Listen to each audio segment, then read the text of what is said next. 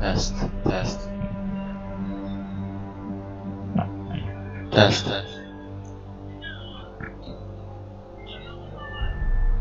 test.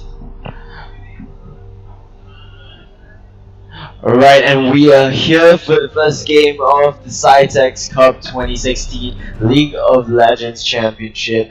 We're gonna have aim to top 8 on the blue side, coming up against Lulai in the first quarterfinals.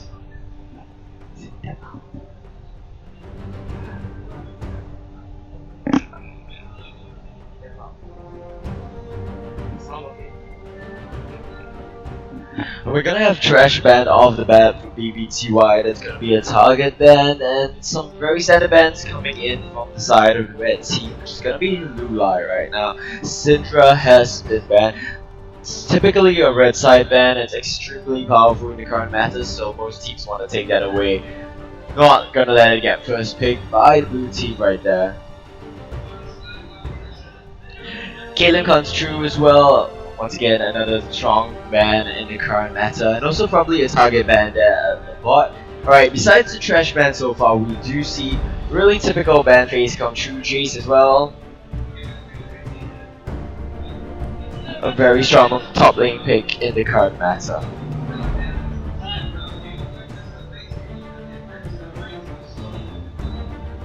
And Rise for the last pick. That's probably gonna be a target pick there now in the mid lane for Lulai. Now on the blue team, we have aim to top 8, which are probably gonna be the favorites coming into this quarterfinals, if not to take the whole tournament or the semifinals. But we do see such a quick lock in there for our Kellic in the mid lane. The rework for LeBlanc. This is gonna be the first time we're seeing it so far. LeBlanc right now has a really tricky kit. It's extremely powerful if you time out the passive procs correctly. So we're gonna see if our Kelly can use that to its maximum ability. On the red side, we're entering with 2 extremely powerful picks as well. Karma is overall an extremely strong pick. Throughout most of the phases of the game, it's a dominant laner as well as provides great utility when you go into the mid game stages of the game. Elise as well in the jungle, really strong gank potential, strong early game. Seems like that's what he wants to do for his team out of the jungle.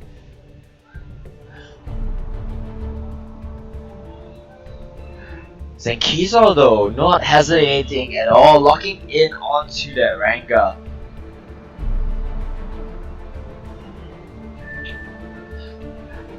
And as well, our Calyx is going to be locking that Lucian is going to be coming in for LY4 in the AD carry position. That's a bit of an interesting pickup actually. Lucian, something that most people have thought was going to be strong coming into the new meta patch, but we will see how LY4 manages to do on it. Itemization changes is really going to be a big thing for the Lucian as well. Can't really go for the old Ghost Blade Black Cleaver build that was so strong for him with the new changes to the Serrated Duck. So we're going to see probably go for more scaling build with Essence Reaver, Affinity Edge, something along those lines. LeBlanc picking up one of the strongest AD carries in the current meta, one of the strongest enablers for his team as well. It's gonna be the Jhin coming in with the ultimate as well as the W. You're gonna have such good potential to set up these team fights for your team. In the top lane though, it's gonna be a Maokai pick locks in. It's definitely very interesting. It's still an alright safe pick, but with stronger picks like Poppy up, kind of questioning that one a bit. Maokaido does a very straightforward lockdown, and it is typically a champion that you would see into LeBlanc. You can go for a Flash W, Twisted Advance in, lock him down, and let your team really just capitalize on the CC, chain it up, and blow up the target before they can do much in that situation. Against LeBlanc as well, with the changes to a distortion, we need 0.5 seconds before you can pop back to the old distortion marker. Maokai has a lot of time to just Twisted Advance in on you, hold you down, and I'll let you jump back. And that looks like it's gonna be a Gangplank lock. That's actually really clever coming through TRY right there. Gangplank is extremely solid against an immobile Jhin once you get into the later stages of the game. And as well, Gangplank is always very good against tank champions up in the top lane. He has good trade potential against them, and you can't really bully him, allowing Gangplank to just scale up for free into the stages of the game where he's extremely strong. Because itemization changes is going to be a question once again. Can't go for the flat armor penetration build that was so strong on Gangplank before.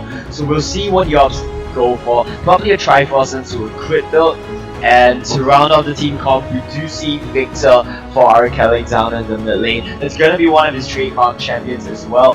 Victor and Gangplank has so much AoE damage potential when you get into the team fight stages of the game, especially against a mobile backline of Oriana as well as Jin. We're gonna see how well this combo pick coming through from So Boosted can really enable his team with his Mantra Ease to run around, give them speed boost, play around the Victor as well as the GP AoE damage. And that's gonna be a big question of how these team fights will play out.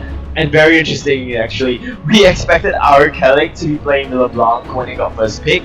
It's actually gonna be flexed down to the support position where Swar is gonna be picking that one up. So a very cheeky boggling combination coming in. Swar on that LeBlanc as well as LY4 on a Lucian. It's gonna have a lot of burst potential and a huge amounts of damage coming through from the early stages of the game. This could be a dangerous lane coming through from the bot on Jin. Once again, it will be up to So Boosted on the Karma to keep this carrier alive. Speed boost is really gonna be essential to the team of Lulai and how they play this one out. We will be having a quick spectator delay. We will be heading to game in 3 minutes.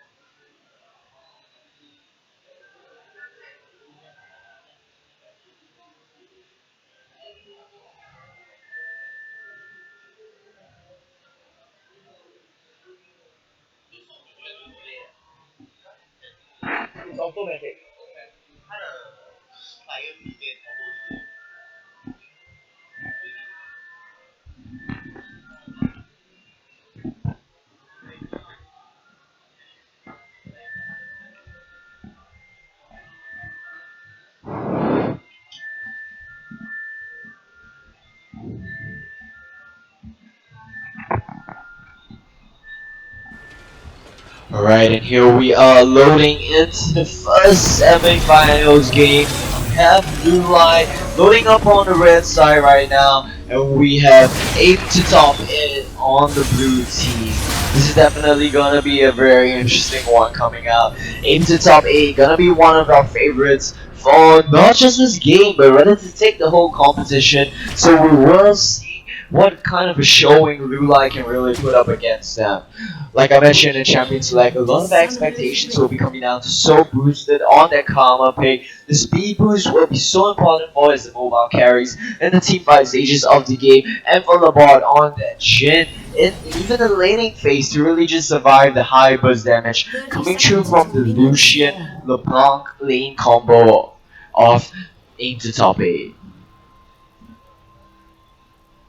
It's gonna be standard spreads across the rift right now. Nothing too cheeky, but down in the bot lane actually, we do see a bit of a meetup for both of these teams.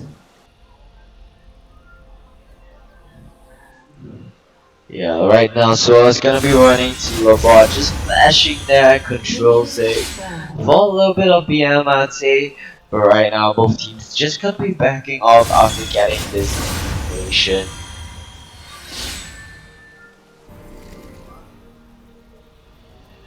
Over these junglers gonna be having merit starts on the top side. Interestingly enough for Zenkezo, Rek'Sai typically does not do blue buff, but right now he's gonna be starting on it. Rek'Sai would normally opt in this case to start from a red buff, going for Crux, get it early level 3, and eventually power bomb your way to the jungle and hand over that blue buff to your mid laner. But okay, that's a very quick kill. Coming down in the bot lane. That's right, I believe Sword did add E. That's the only way for so much burst to come through once so boosted. See the damage onto the bot as well. That chain is so ridiculous in that it procs the passive with just one spell. The long passive, of course, right now has changed. The usage of Malice requires you to do some damage after your initial spell, or rather use one spell after it takes time to build up and charge, and then you will proc it, and that does immense amounts of damage. But look at this very early level 3 gang. The Cocoon is gonna miss on the BBTY. He repels it. The flash is already blown for BBTY, but they're gonna call off on this one, and he has to flash out himself. That gang just turning so badly for the side of Wallow. That early level 3 gang not working too well. The Cocoon does miss, and we see Zenkezo already capitalizing on that one, immediately going over to steal the blue buff. He's gonna head down right now to his bottom side jungle, only to find the blue buff already gone, and a good wall onto full camp as well. He is gonna do the ground camp. This is a bit greedy from Zenkezo. He will get spotted out, but no bar as he manages to get out of that one unscathed. Just gonna be burrowing back into his own jungle. He does get spotted out by this scrying and he's gonna be starting off onto his red buff right now.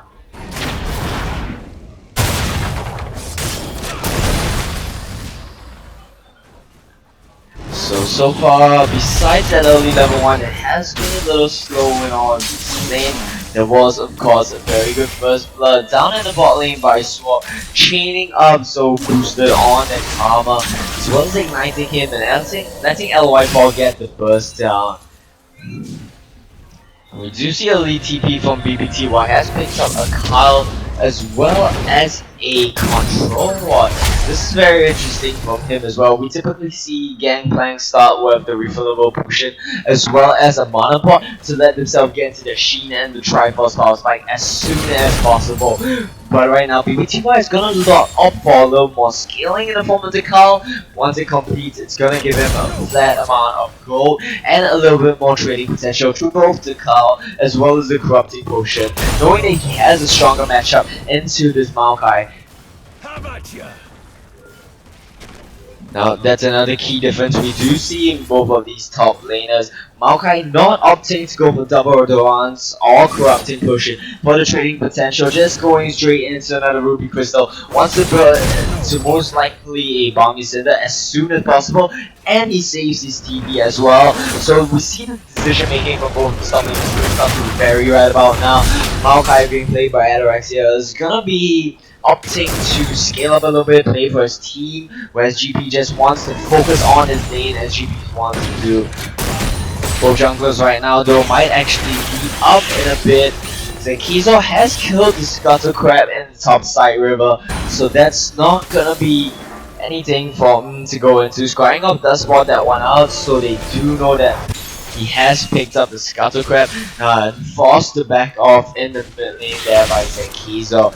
This is actually a rather close matchup. The Victor Oriana matchup, something we saw at Worlds a couple of times as well. Victor does have the advantage to level 6, which is where Oriana will really start to come into her own, start having kill pressure and shooting pressure against the Victor. Especially with the range advantage of her ball, she will be able to keep the Victor at bay and zone him off. Right now, though, Elise though is coming in for a gank on the bot lane. Does get spotted out by that water, so he is just gonna recall. This could be really bad for him. A very nice ulti on Zenkizo. Sends it right behind him. A chain from Saw picks up for that one as well. And he's gonna force the flash. Keeps the flash, knowing he's probably gonna be dropped either way. And it's gonna be a very quick kill picked up by the side of 8 to top 8. Very smart decision making coming through inside of Zenkizo. Look at the damage once again, though, on So Boosted. However, not exactly landing his Lucian Q right there, or there should have been a kill onto So Boosted. It's forced to back off, load flash as well as all the other summoner spells. Zenkizo coming around back, trying to make a dive. The chain does miss onto So Boosted, but it's not quite enough as he does drop in the end. In the mid lane, we missed it as well. Not managing to pick up a solo kill on So Boosted. We're just gonna take a quick look at that one right now. Arcade getting his start. Thought he had kill potential, but a nice flash from Naren dodges him out of that one. And right now we see so many resources being blown across the map right now. GPLT in the top side of the map, as well as all summoners down in the ball lane for the side of Lulai. Having to play extremely safe right now against this kill lane of LY4 and Swartz, Lucian plus LeBlanc combination, especially with the pressure that Zenkizo has put down on it that we've seen. This is gonna be extremely difficult for them to play it out safely. But a very interesting itemization path is gonna be coming up from LY4 and Lucian right now. I mentioned in Champion Select that Serrated Dirk changes means that you're most likely not gonna go for the Yomi's Ghost Blade and opt for a scaling build path like Essence Reaver of Infinity Edge. But that's exactly what LY4 is going for. He has picked up Serrated Dirk and Caulfield's Hammer. Gonna be building that into an early Yomu's Ghost Blade. Not exactly the most optimal item pathing, I'd say, but with 2-0 and 1 already at 8 minutes in the game, that should work out pretty well for him. And down at the bot lane once again, So Boosted gets dropped by Swar on the LeBlanc. Such an effective LeBlanc coming through right now. LeBlanc as well as Lucian. So much burst potential, capitalizing off the snare from the chain, as well as the level 1 cheese from the LeBlanc chain, proccing the passive, doing an insane amount of burst. Probably was not expected by So Boosted, and it has just snowballed from there. A third kill getting picked up by LY4 on that one, and So Boosted is gonna have to be really watching what he does right now. One misstep could spell death for him once again. The mid lane though, blue buff has already been handed over for our Kelly, whereas Naren still has to be fending off all himself right now.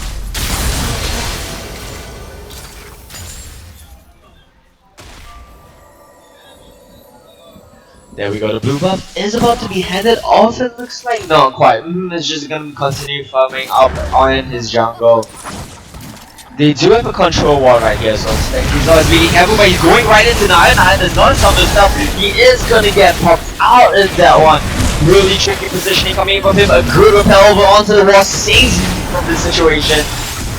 He does walk back in though, which I'm kind of questioning, but he does get out of that one alive. A very good punish onto Naren's positioning right there. It was water. He was kind of dancing back between blue buff and me. Zenkizo just tunneling over that one, gets him caught out.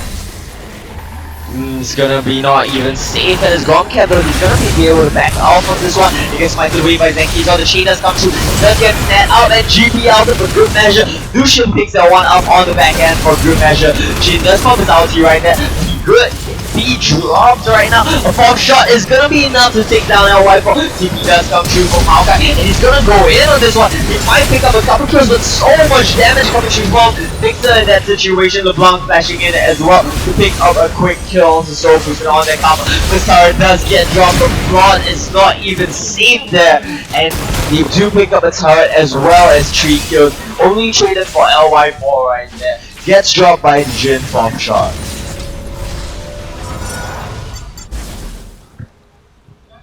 And look at it, a Magi so slow coming out for Swore on that LeBlanc. I believe he has, let me do the math on this one, 14 stacks on it already. So that's gonna be quite a solid amount of ability power for him. He's confident in his ability to get these kills and assists and stay alive. The keys are from right now. Gonna be starting off the Inferno Dragon. He is dropping extremely low though.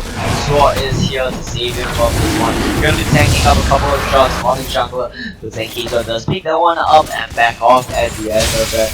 Looking across the board, CS advantages is solidly in the favor of Abe to top 8 right now. 30 or so CS for the top laner, 20 or so CS for the mid, and again another 30 CS for bot. This is just pretty insurmountable at this point, I'd say. 9 and 2 on the kill scores as well. The only saving grace, of course, is 2 kills on the carries in this team, Comnaen, as well as the bot. Gonna be having 1 kill apiece. We'll see what they can try to do with this. The team comps are dropped in such a way to enable the bot as well now to really try to carry them through this game. But up against a strong AoE burst coming through from the side of Abe, that's gonna be hard for them to do, and a flash and cross out from now in the mid lane. Nice Mantra E, letting him just play around that Victor Chaos on right there. But a dive has been tracked by Zenkizo up in the top lane. He does not opt to go for it. Here we go. Maokai does opt to go for the boost advance. Kind of delay on that smash right there. But he will not opt. Look at that damage coming through from Swan. LeBlanc popping out that LeBlanc passive and popping out the spider as well. Right now though, Victor is zoning off Orianna pretty well. The minute he dodged out on that bot, this could be a solo kill. Chaos Storm is not up, while Orianna ulti is up. Come on, Shockwave is still a possible threat. So right now, mistiming that minion wave means that he's not gonna hit the chain on now. I think he's all around the back, though he is sitting on a ward. Yeah, and the bot actually just gonna call him out, shoot to the face, says, I know you're there, and they are gonna be forced to back off, but Swore almost getting the kill, and maybe to what? Misplacing his ultimate in this situation, not quite getting onto Naeun, but our Kelly himself being forced to flash out by the curtain's call from Jin. A flash cocoon again, missed by right there. Has not been landing these cocoons. The level 2 gank rather could have worked out extremely well on the top side if he had hit that cocoon, but missing that one just means that he's gonna drop further behind Hazel. We did see that Hazel on level 6 while he was still level 4 when we had the bot lane gank. But right now, he has managed to catch up a bit, only level 7 and Hazel level 9, but that's still quite a substantial advantage. He needs to really be stepping up on his knees and start landing those skill shots. Top lane turret getting dropped by LY4. Rotation game not quite on point from the side of Lolo. Your melee tank up against the AD carry means that the turret is just gonna get smacked down for free right there. Zenkizo did manage to steal away the red puff from once again 1 step ahead. He's gonna walk in, see that one is gone, and forced to go back onto his Crocs, which once again is also counter jungle. His resources are just so choked out right now. The mid lane Naeun is trying to hold on to the last outer turret of the gate, but even that is extremely low right now, and he does miss the command shockwave onto our Kelly, just sidestepping that one right there. It was a bit of a boss gank, but it's good to see Lolo trying to make these moves right now, knowing that they are kind of behind, well really behind in this situation. They have to make these plays to try to put themselves back in this one, but shockwave into the JW missing right there means that nothing's gonna get picked up at the end of that. LY4 though still opting to stay up in the top lane, trying to push this one down, knowing the mid lane could get picked up by Sword, a support LeBlanc actually getting that one for himself. LY4 changing up his path a bit right there, going for the early Black Lever for the ability to shred tanks, skipping out on the Ghost Blade. It looks like next up he actually wants to go for an attack speed item, has a dagger component right there already built into, most likely gonna be a rapid fire cannon for Lucian, probably adapting that one after he realized the damage potential from Ghost Blade was so strong, but getting caught out in the jungle, but Sword kind of playing Maokai right there. He does get hit by the blast code, cross the flashback over the wall, but he's going right into the Hazel, and our Kelly will pick that one up at the end. Once again, getting caught out in his jungle and capitalizing on this huge top side wave means that the top tier 2 turret will get dropped. They will try to ride this one, choose it if the turret as well. We will see if they can get anything off of this. It is dropping really quickly right now. They have quite a lot of damage potential onto it. The group rotation from the members of Lolo will keep that one alive. Once again, a flubbed cocoon. That one wasn't even gonna hit. It needs to be really careful with where he throws out these cocoons right now. He needs to start landing the skill shots. At least the champion that relies so heavily on getting hit early while he's sitting 0-4 right now. This is gonna be a pretty disastrous situation for him. Double barrel not quite working out for GP right there. He will nearly get this top lane tier 2. He wants the fight though, Kurtzcore does get popped from the bot. He does not get on the Hazel right there. The last shot does pick up onto Ari Kelly though. Very nice thing right there by the Koan Shockwave. They should try to ride this through to a mid lane tier 1 side, but everyone is just gonna be backing off right now. The bot is going into bot, whatnot. It is gonna stay to try to pressure this, but it's not enough against BBTY Honest and Hazel. Not exactly the best capitalization on that situation coming through from Lolo. Ideally, you would want your team to push mid, but right now, Sword the support is just gonna solo out the jungler of Lolo. He gets picked off on his leash once again. I do believe he's near the max stacks already on that. Magi's has 110 EP just from the Magi Soul Stealer. That is ridiculous right now. He's camping out in the bush, trying to find some kills for himself, some cheeky picks while the Hazel is soloing out that dragon. Support LeBlanc just 100 AP behind their mid laner.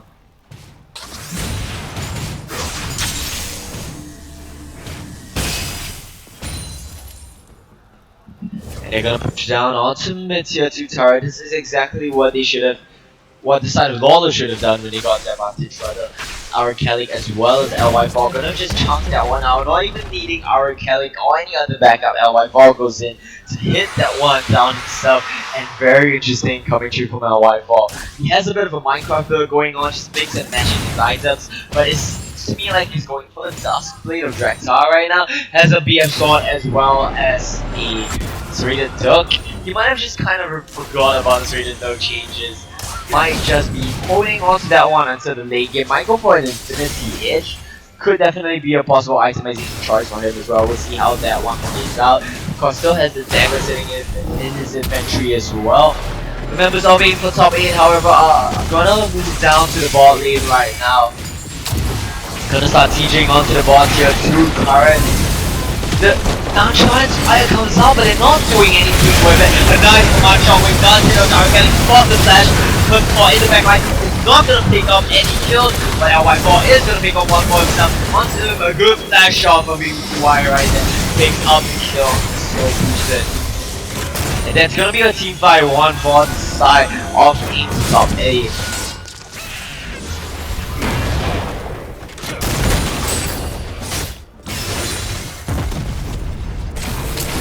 Right, and bot tier 3 turret, the inhibitor turret right now is gonna get sieged up. Look at this support LeBlanc made with Swallow just this back.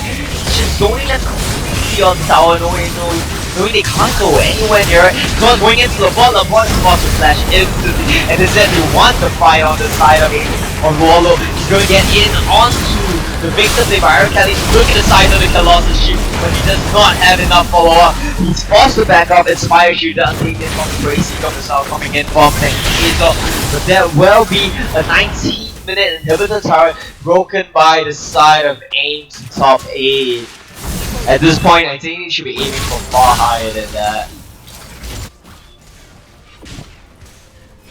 And we do see the itemization changes do affect Jin as well, as we do see he has an Essence Fever picked up. Normally in this situation you would want an early Ghost Blade on Jin. He's gonna be building that one into a rapid fire cannon. It's quite a long ways off of that though, only sitting on a deck. Here we go, LY4 is recalling, we will see what he also pick up. It will be the Infinity Edge, going for straight up the crits and the burst damage coming through on that Lucian. It really is starting to seem like he did forget the Turreted though. It's kind of been changed if that armor penetration isn't around right now. Exchange for Vitality. So kinda gonna sit on that one till the late game. He will have the armor penetration for the Maokai, which is always good to have. Swore is going hunting right now. Knows that he has been spotted out by his firing out. He's kinda caught out. A good Cocoon forces Swore to back off in that situation. And GP, played by BBTY, is gonna be continuing on to his split push. He is down in the bottom lane right now. Gonna try to push this one out. It is an open inhibitor, so his team does have the ability to capitalize on the other side of the map while he pressures that. Once again, this Saint Mantra Inspire is gonna do nothing at all right there. Just kind of scans off the member of the top 8, I guess, but Kizo is around the back. He is exposed and the score is such a bad time for the board. He does get popped out by 3 members of the side of the top 8. Directed on the Maokai, is left alone to die though. And gets picked up in the blink of an eye as well. And that's gonna be another 3 quick kills getting picked up by the side of 8 to top 8. But LY4 gets stopped in the back line of that one. Not too sure how that went down, but we will look to see the members of 8 to top 8 trying to push into the bottom tier to try to the bottom inhibitor right now. They should be able to take this one down without any contention. The respawns are just coming up with members of Duolo, so they're not going to be able to do anything on this. It is a 22-minute inhibitor. We are 1 minute and 30 seconds from Dragon Spawn. That is going to be a Cloud Drake, so not as vital as the previous Dragon. See Champion Inferno as well as Ocean Drake. Right now into top 8, I'm gonna try to hold on to this turret right now in the middle, as well as clear out the super minion waves that are about to spawn in the bot lane right now. That will be Maokai's job. He has been sent down already. And I think this game is pretty much honestly over for the side of Lolo. They should start planning for the next game and what adaptations they want to make the team composition work. What is that? Swore on that Devon LeBlanc just going in and one-shots the AD carry of the side of Lolo. That is ridiculous. Definitely has Boostex Magi's by now. 125 ability power given by that item. Such bad control. He might actually one-shot right there. Exhaust keeps him alive. And Sword is lost the flash out that one speed of Magi tech. Wow, Kelly probably goes along the back line. Has picked up the lead already. He will try to go further, but not gonna get anything off of that one. It's gonna use Blast to get more. GBLT does get more. Kenraj just coming, slowing down the power. GB does not. Oh, GB does take that kill off for himself actually. Ari Kelly does not manage to pick that one up. And that's gonna be Baron, I think. Coming through for the side of the top 8 jungler as well as support down for the side of Rollo. They are just gonna barrel down to this one and try to rush it down. It looks like there's gonna be no contest on the side of 8 or rather on the side of Rollo, just in the base trying to defend, avoid that one. The LeBlanc clone from Sword coming through for good measure as well, because the new LeBlanc ultimate does make a clone of himself appear anywhere on the map. They kind of use that to scale up on the Jin right there. Deadly Flourish not gonna land on GP. He's just gonna orange himself out of that situation.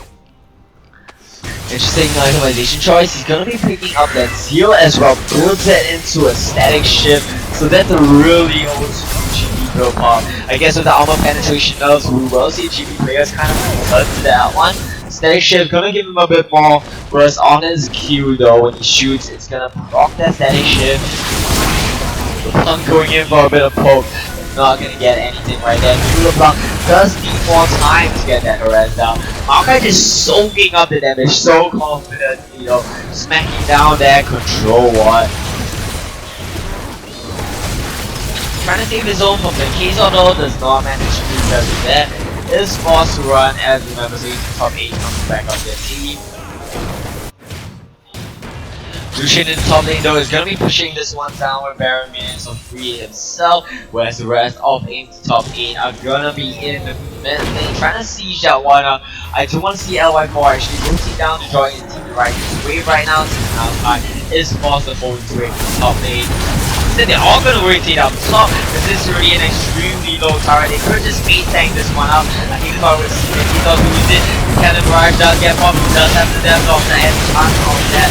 But HEP is not gonna be able to do so much in this situation. The Blanc does get popped up by Naeun, but Naeun is traded back as well. Maokai does go in, does not get snared out onto the Victor. Deadly Flourish does not hit anything as well, but Kellen's Call will get a couple of hits down onto GP. Does not do enough damage though. It looks like they want to go for the end right now on the side of 8 to top 8. They will be pushing down onto the inhibitor. Super minions coming in from bot lane as well. Minions peeking into the mid lane from the top lane. It's all Baron buffed at this point. They're gonna clear out all 3 inhibitors before going on to the Nexus. 10 seconds on the respawn timers. Will it be enough at this point? It doesn't look like it's just yet. A flash knockout coming from the Gator. Forces the flash off to the bot as well. They're all falls back into their fountain. LY falls dashing in aggressively. The Cuckoo does this, but he does get taken out. Nexus is exposed. Will they try to go for this one? Looks like they will just back off as Naeun's respawn is up. He will get the kill onto BD2R, sitting 3, 2, and 1. That is the most pleasant looking KDA on the team. Well, of course, the bot is 4 and 3 as well, so we do have 2 positive KDAs lost to them. But the exposed Nexus, 3 broken inhibitors, and I do believe Baron buff is still up here, just for a little bit more for the members of AIM to top 8. They are just gonna be trying to ride this one down and end the game.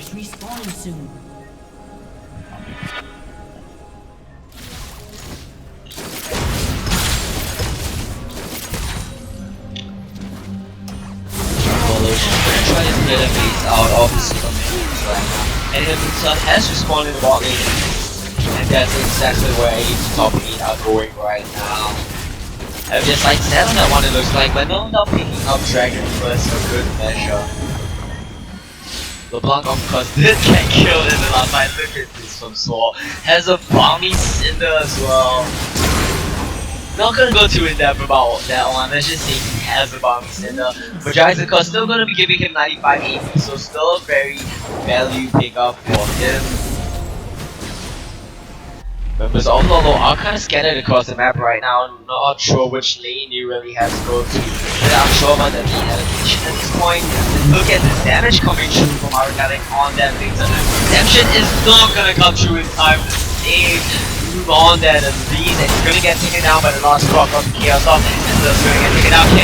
Cannon Barrage does come through, and Victor does pop them completely with the knockoff of Zenki. So Maokai's forced to use the M1 to run in this game. And force back to the fountain does get taken out in it as well. They do trade back a kill on Zenki, but it's gonna be 0 and 10 for not exactly a very pleasant scoreline to look at, and the Nexus does get dropped. And 28 minutes for the side of AIM to top 8. A really convincing performance coming through from them. Probably gonna be aiming for finals right now. We will take a quick look at the damage charts. It's gonna be Victor topping that one handily. But look at number 2, it's gonna be Swore on that LeBlanc.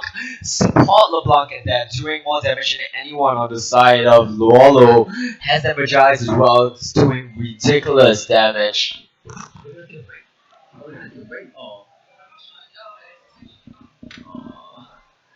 We will be having a quick break before coming back for the second game of this best of 3. There will be match point for the side of AIM to top 8. We will be back after a 10-minute break.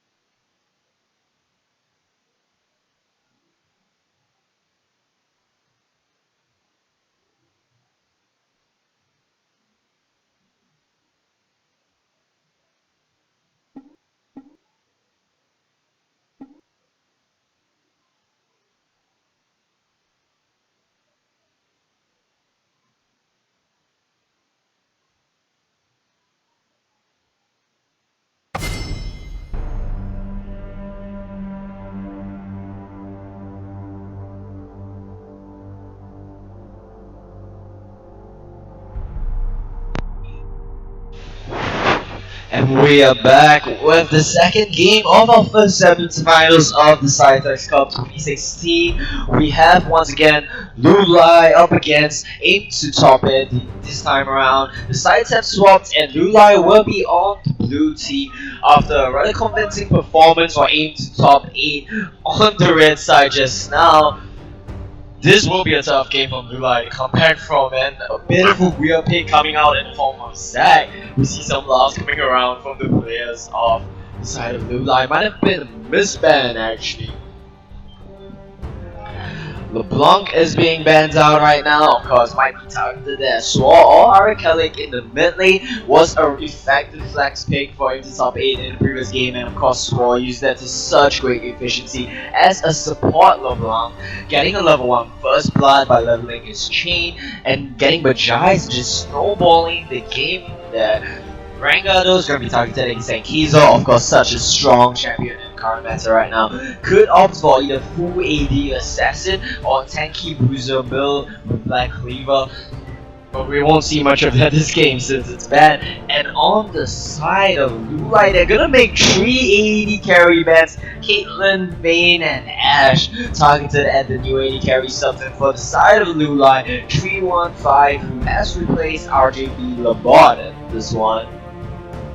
Of course, in the last game, we did see LY for playing Lucian and Laborde played Jhin. So neither one of those champs are actually going to be banned out right here. Just some cheeky target banning coming through from the side of Vayne to top 8. And this Jhin is going to be locked in extremely quickly for we saw he can't have a couple troubles with those skill shots on the Lee Sin last game. Lee Sin, of course, just as reliant on that because you have a few ways to set it up to make it easier. You can go to the Tempest Cripple to slow them down, set up a Q, or you could just drag and range them and Q them when they're in the air. So you have a couple of options to set that one up.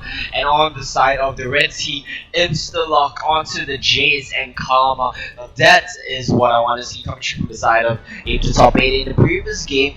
BBTY had a giant gangplank pick after Jace was banned, so he's of course no slouch at these carry top lane champions. Jace of course was banned in the last game, targeted at him, so we'll see how well that plays out for him. And of course Karma has proven to be such an effective pick. Even on the side of Soul Boosted, it wasn't used to its maximum potential, but I believe when Swore uses it, that might be a different story. This was the guy who got a level 1 first blood on LeBlanc. Akali, however, probably not going to be locked in, but we will see what they opt for on the side of Aim to top 8. We're just going to keep calling them Aim from now on. And it's going to be a Lucian bot combination. Now that's definitely far more aggressive than the Jhin Karma lane we saw in the last game, which kind of wants to just survive the lane. You can trade a little bit, but Lucian and bot have kill potential. Bot of course has a lot more than engage potential with his ultimate.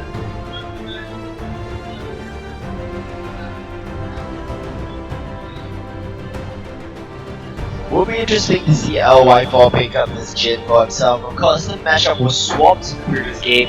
It was Lucian on the side of the 8 to top 8, and it was Jhin on the side of the Lulai.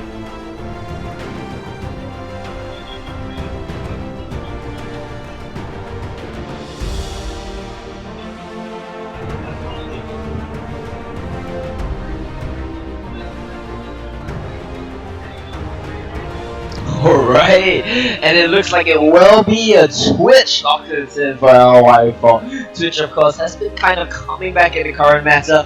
We will see if that works out for him. But at least, of course, was not using to really great effectiveness in the last game. Had some good ideas, but was not able to execute on it. But let's look at the side of Lula. They lock in an Akali and a Ryze. I'm going to assume that Akali is going to the top lane and Ryze lane going on it. So both of these guys are trying to put their carry pants on. Because 315 on that Lucian has a good kill lane combo with bot. We'll see if they can really make that work against an immobile Twitch, which kind of had those weaker laning phase as well. We'll see if as well if Swore on that Karma can keep his Twitch alive, which was something that Soul was not able to do was his Jhin in his last game. 'Alright, and it looks like it will be a Twitch locked in for LY4. Twitch, of course, has been kind of coming back in the current meta. We will see if that works out for him. But at least, of course, was not using to really great effectiveness in the last game. In the last game, had some good ideas, but was not able to do what his Jhin in his last game. This is such an interesting adaptation over from the side of Mulai. Just ditching their team fight coordination, team composition, and going for the win lane win game, as well as having a scaling pick in the rise in the mid lane as their insurance for the mid to late game, because their team composition has a huge amount of pick potential as well. I mainly want to see how this Akali does against the Jace in the top lane, because Akali has kind of been buffed in the last patch. We'll see if that one really works out for him. But I do expect it to be favored toward the Jays. And of course, our Kellic is gonna be locking in his trademark Azure pick. What's that? No, no, no. His trademark Azure pick, of course, gonna be coming up against this Rise, not having any combat summoners or mobility summoners. Will be interesting. We'll see how well that one will play out for him. I do expect the zoning potential of Azure to be pretty effective against a Rise, though. But if Rise does get close enough to the Azure and manages to juke out on that Empress Divide, he should definitely be able to one shot him with the huge burst that Rise has, or at least force R. Kelly to go to Abyssal Scepter, build path on Azure, which is really suboptimal. You really want to get your nationals to realize as soon as you can to really get the poke and chunking down in the mid stages of the game. Because once again, so much damage potential comes from the A team composition right now. Zia, Twitch, and Chase triple carries in every lane. We'll see if they can make this one work. They don't have a true tech, but they have an enabler in the form of Karma, so a lot of the burden will be on Swore. And his mantra inspires in this one to try to give his team the speed boost, mobility they need to move them across the team fights. We will be having a quick spectator delay and we will be back in game after 2 minutes.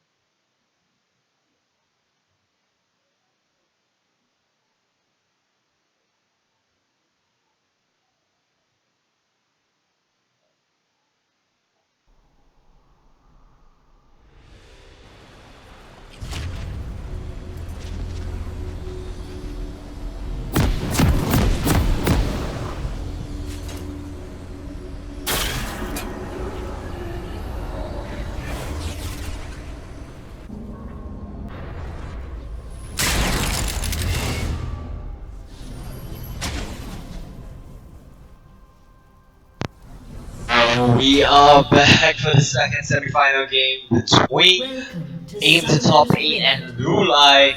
We are gonna have Aim to top 8 on the red side this time around, and they are going for a very cheeky path ring right now. They are gonna be going to these lane bushes. Will they get spotted out by Soul Booster right now? I think they do spot him out, and he does try to run. He's not gonna be able to get this. The Kaiser does not want to add Cocoon at level 1. It's gonna be so detrimental to its clear, so they are just gonna back up. They were, however, spotted out, and the cheese would not work. Nothing blown by either side though, so it's quite a non-factor as this game continues.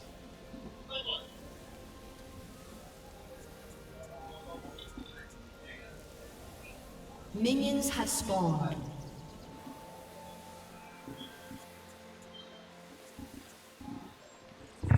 Just gonna be a standard spread for both of these teams so far. But as opposed to the last game, we're gonna have both of these junglers starting out on different sides of the map. Look at this new Akali.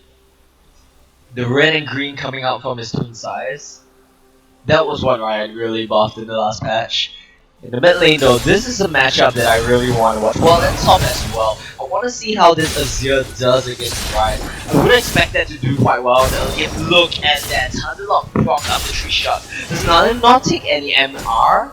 He's 34 MR, so that's pretty normal, but he took so much damage from Arcalic on that Azir. Arcalic, however, only sitting on 19 magic resist, so he did not carry any magic resist runes on himself. If Rise gets close here, but this could really be quite disastrous. And right now, actually not quite doing too much. Rise would want to scale in this situation, so he is playing it safely. He did see how much chunk damage Arcalic. Look at that! Just as I say, the chunk damage was about to come true.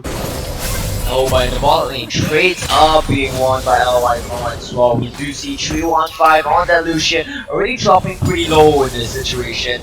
New bot skin, of course, what we really want to look out for in the bot lane. The top side though, once again, has set up for a potential early game, but does not opt to go for it. Nikizo actually mirroring his positioning right now, might want to flash in for this gang. Nain is going in, might get solo kill really early on. Nikizo is forced to come around, and the first blood does go over in the solo kill to our Kelly rather, and Nikizo flashes over the wall to cocoon onto delaying him from getting the kill to our Kelly, and delivering 2 quick kills and the double buff to our Kelly.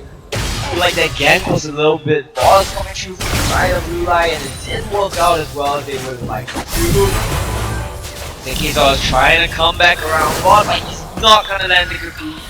Do a good dodge from Soul Boost that keeps him alive in that situation.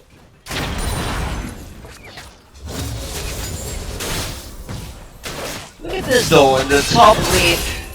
And Alexia actually doing quite well for himself on Akali, managing to keep up decently in his TS despite this being a horrible matchup for him. Of course he does have the Claw 5.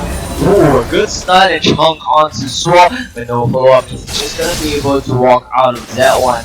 Like I was saying, the Claw 5 coming through from Sword is gonna be able to keep him healthy in this situation, as well as because the spell vamp coming through from Akali. But look at the chunk in the mid lane. Arcalic, double buffs, double Doran ranks, and a Vintage Kodak, going for the flat AP values instead of the attack speed. He wants to go for these quick trades with the Soldier Auto, uses his Q into a Soldier Auto again to get the Total proc and a quick trade damage now, instead of wanting the attack speed for a longer trade.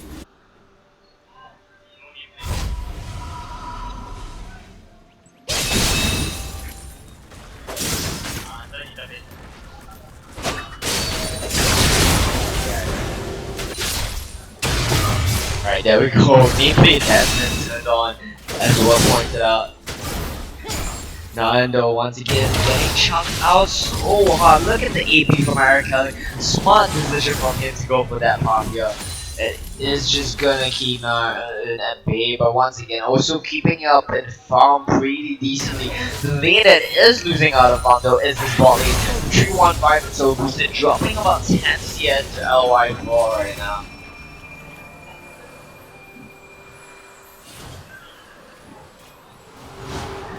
Items wise, pretty similar across the board except for the mid lane. No combat stat pushes yet for Naeun with Tear of the Goddess, as opposed to Arcalic with 2 Durance rings and a Codex. So much AP value coming in from him.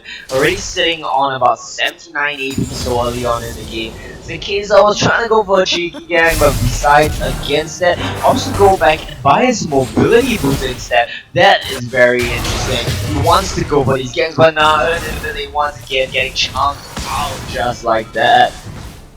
He has to force under tower effect. He might get solo killed right now. He does survive with just a leg of HP. Arcalic forced to back off, but also hitting level 6 right there. This is so disastrous for him in the mid lane. The 2 kills that Arcalic picks up is gonna snowball him so hard on his zero right now.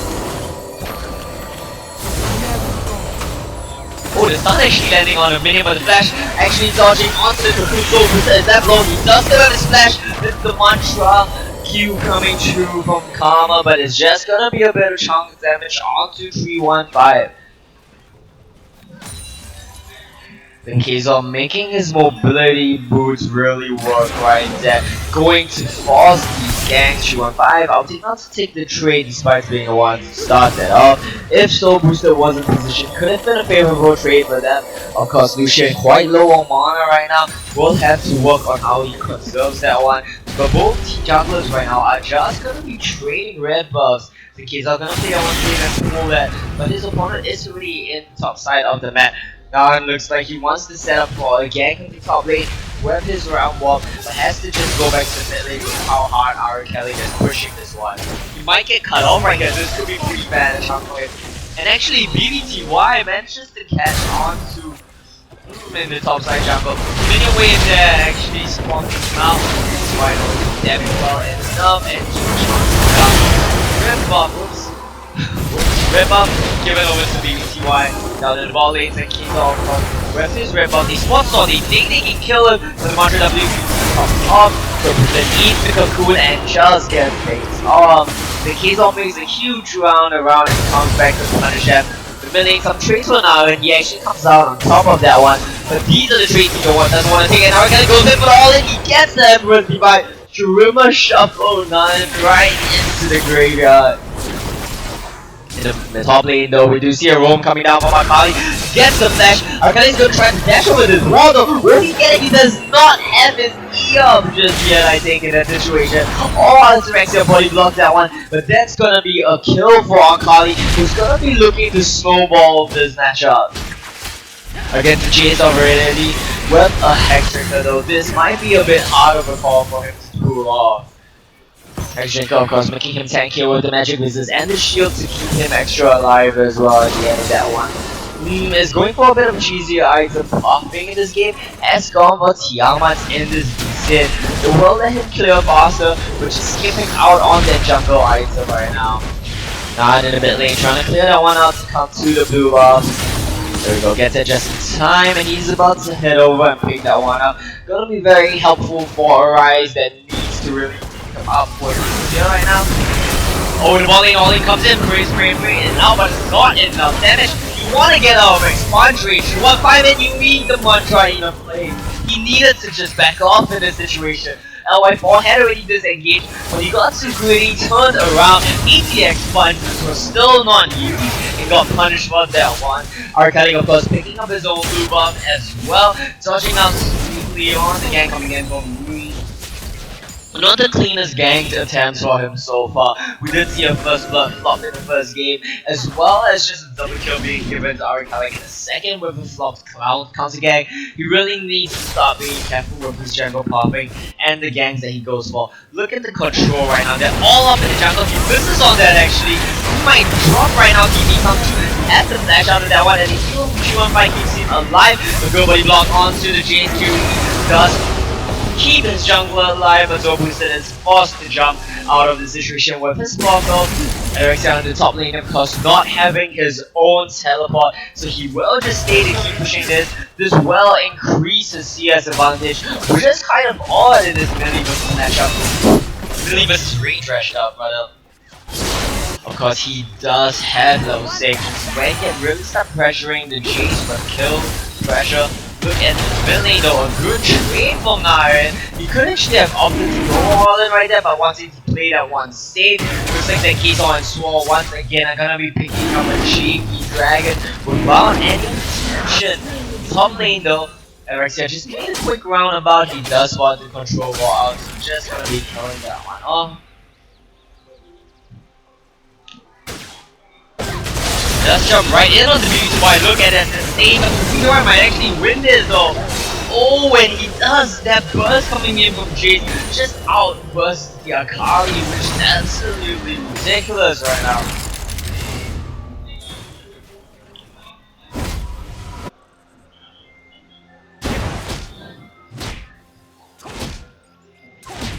Things actually started quite alright on the side of Fly, doing on that first double kill, but it is gradually getting worse for them. Although might want to all-in, he bumps his Bray, and Bray TP does come through to the top side actually, not to the body. Did happen before in a situation of Flash who gets on the 2-1-5. He well dropped the dive ball, does come through the case of repels right onto the bar, and he gets that kill. Spider Queen does get himself a quick kill.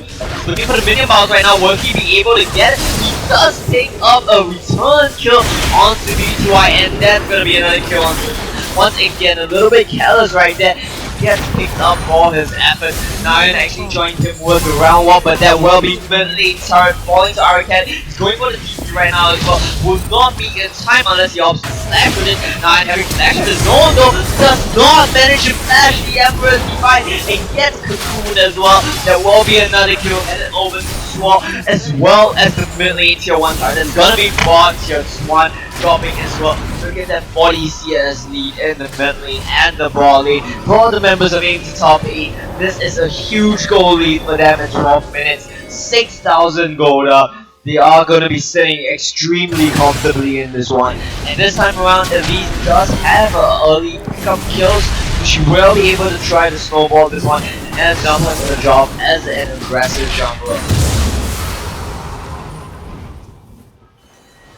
In the top lane, all of Monty is getting picked up by why that is the go-to bruiser, MR, and damage item. So it's so effective against that Akali, who also has a core item pickup right now that is going to be the core Hextech Gunblade for Akali. He is not in position in top right now though, has tried to roam down mid gank Arcalic, but that might be top lane turret falling right now. Arcalic gets a very nice roam up on the turret as well, and that will be the turret dropping for the side of top 8. Looks like he actually wants to go. What a nice play! Jumping over the wall with the change the Akali Shroud right there. It actually right now moves you to wherever you throw the Shroud to, and then brought him over the wall. Did not even need to use Blast Cone in this situation. That's that one for Naren, and that's gonna be a much needed kill for this Rise in the mid lane.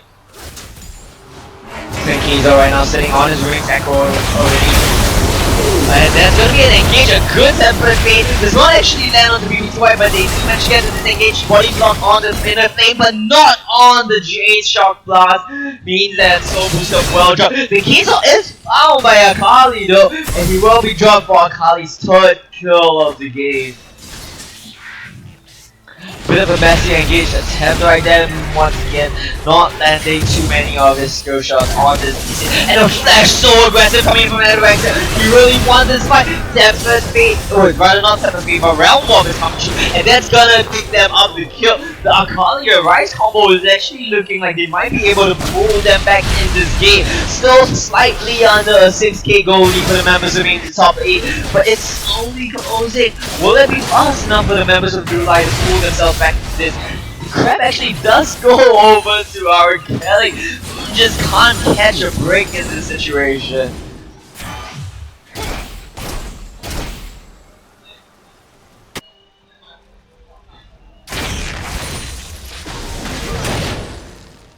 And it looks like the pace of the game is gonna be slowed down a little bit. The teams are gonna sort out into their lane alignments that they want to go with. Our Kelly for the bot lane of aim to top 8 in the mid, and of course BBTY holding top against this Akali. probably the only member of the Aim to Top 8 team tanky enough to withstand the Akali burst right now. And that's not something you normally hear, a Jace being tanky enough to withstand a burst of Akali, but that's pretty much what's happening in this situation with his Maul. Akali camping in the bush of claws, trying to get a quick pick on whoever comes back. He has the control. He hasn't shopped in a while though, so he might want to opt to do that first. Has 1,700 gold. He will want to find his gang on BBTY. It looks like there's not up for him, which probably keeps him alive.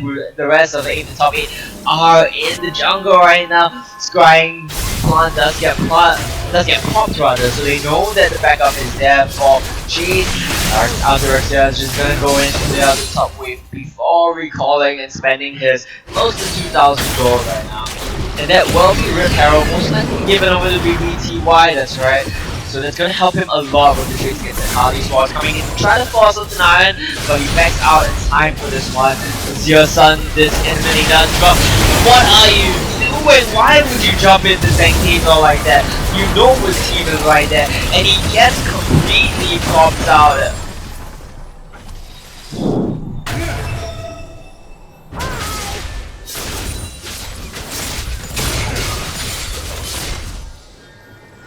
So the Aim to Top 8 are setting up a 5-man siege right now. This is Lee Sin so far behind, but since he opted into the Tiamat build pop, he is not able to go tanky just yet. Look at how fast the card is dropping.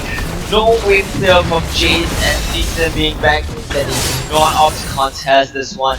Ping's coming down onto Dragon for the side of Aim to Top 8. Instead, they will most likely be able to pick that one up.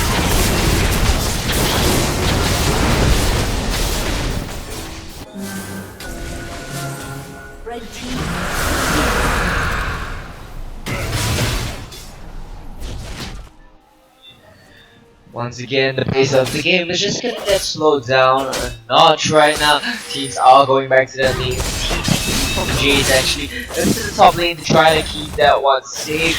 Akali quite close to her Johnny's Hourglass already. That is gonna be a key buy for her in this one. Seeker's Arm Guard, of course, giving the armor stats against the Jace is going to be extremely helpful. Both top laners might run into each other right now. Alderexia does not realize he's been spotted out. Tries to juke out on the Jace. Will it be enough though? And he gets completely blown up in that situation. Such ridiculous spells coming through from Jace with that Rip Harrow bar.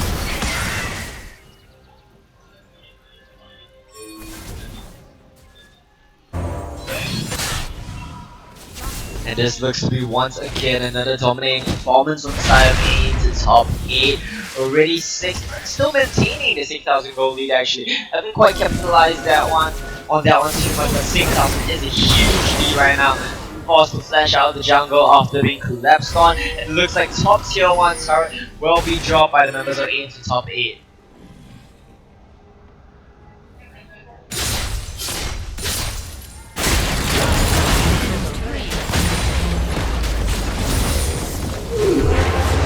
Tempered Fate is kind of good right there. Had the right idea, but the members of Aim to Top 8 kind of just faked him out right there. He will back off. Look at that cheeky trinket on top of the plant though. When it respawns, they're just hoping for a misclick onto the trinket instead of the plant.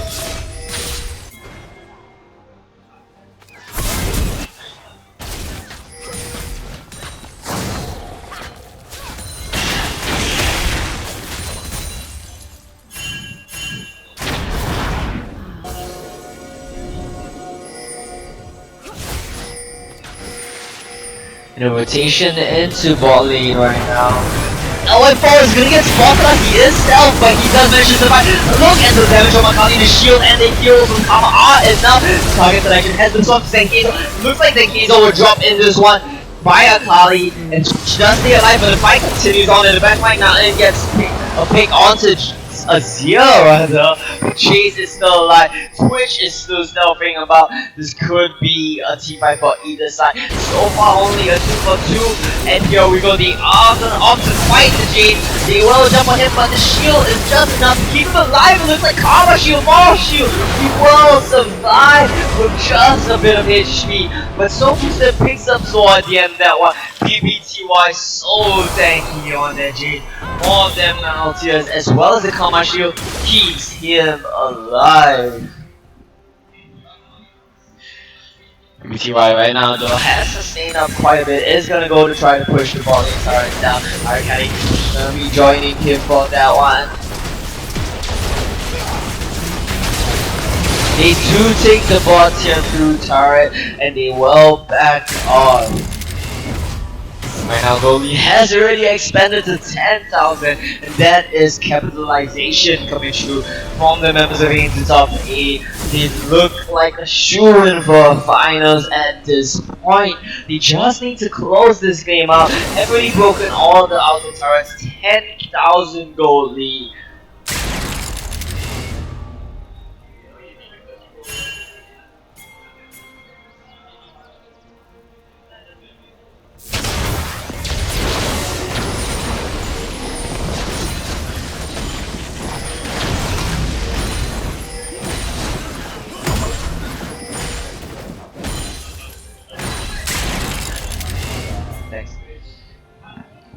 Alright, here we go.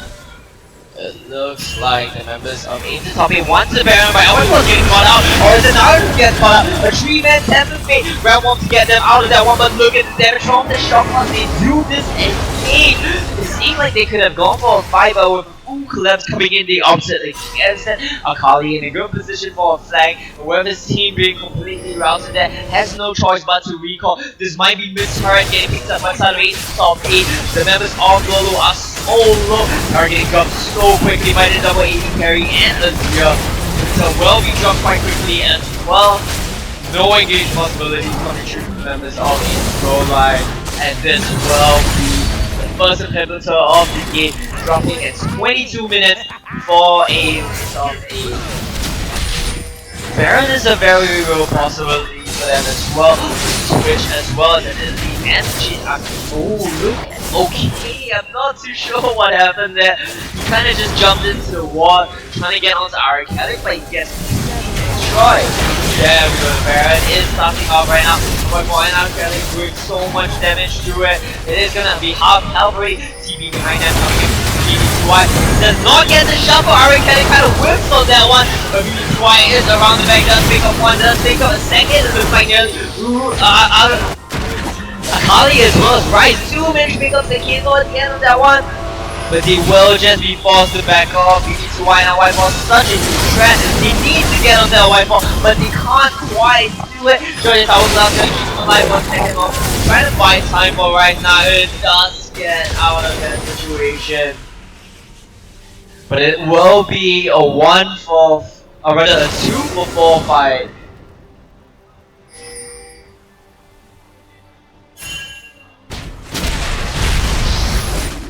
The base is already getting swarmed by super minions. Look at the confidence coming through from my wife for walking into the opponent jungle, stealing the red buff before going to help BBTY with this dragon. Goalie 11,000 almost right now with them.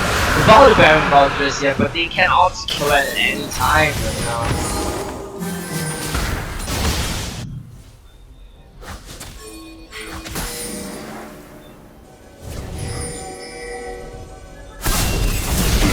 We are starting out Baron. Do not even need Twitch to have an Azure. So much attack speed and a dash and it's gonna be chunking out the Baron. The health bar 3000 already is gonna get dropped before anyone on the side of Lula even thinks to check it, and that's gonna be a quick recall from Arcadic before the siege comes back in from the members of AIM to top 8.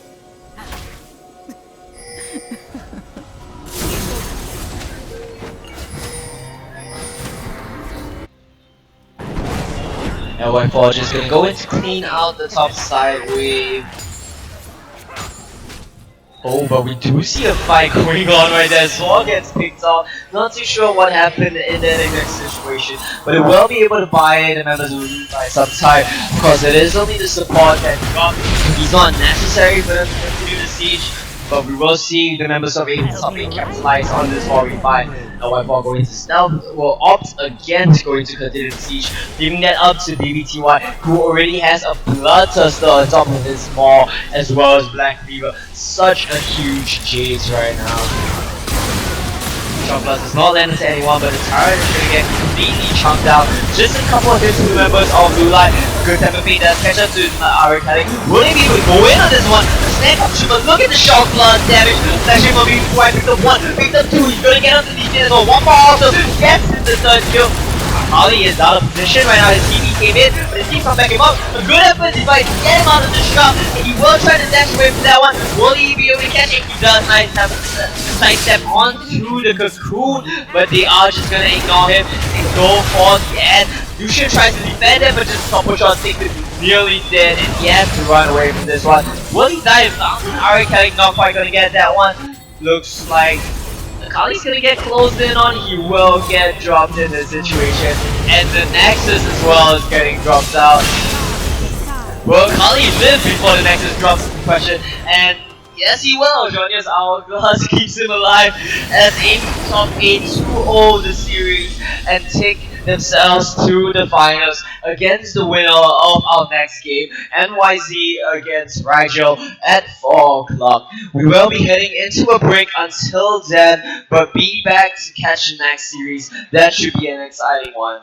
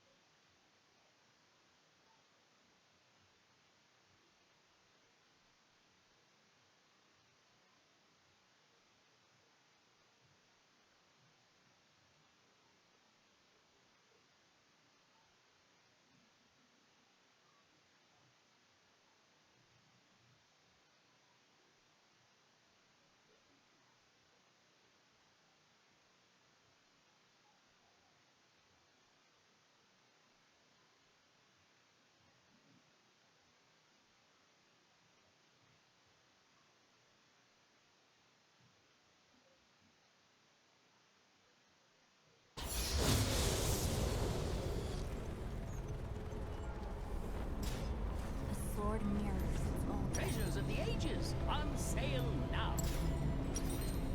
Joy.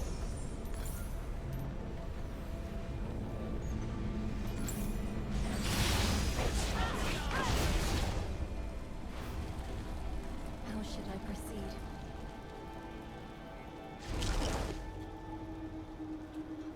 Welcome to the Howling Grace.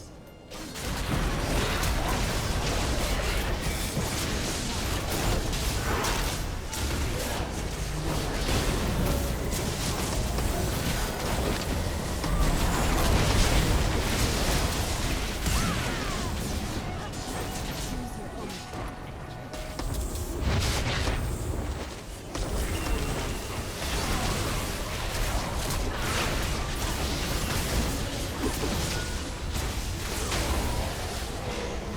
Has been slain.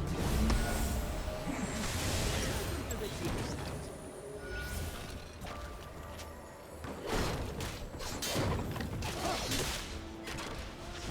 What conflict awaits?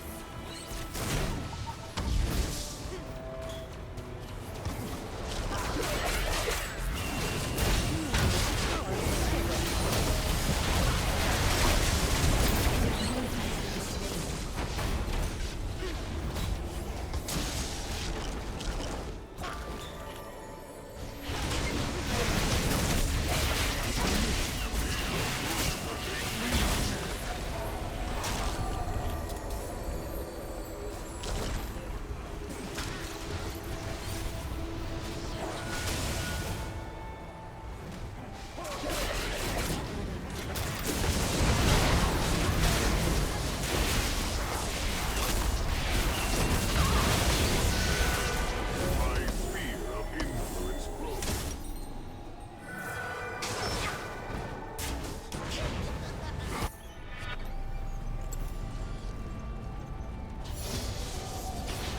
So long I've wandered. Calm yourself.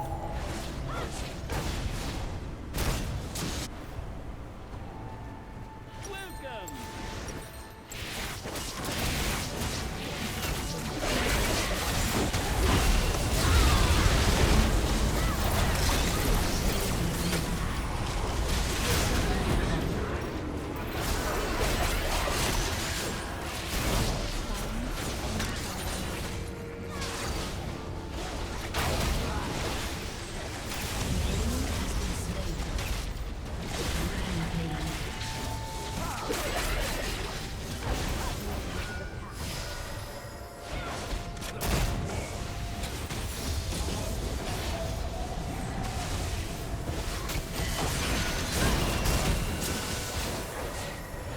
So long.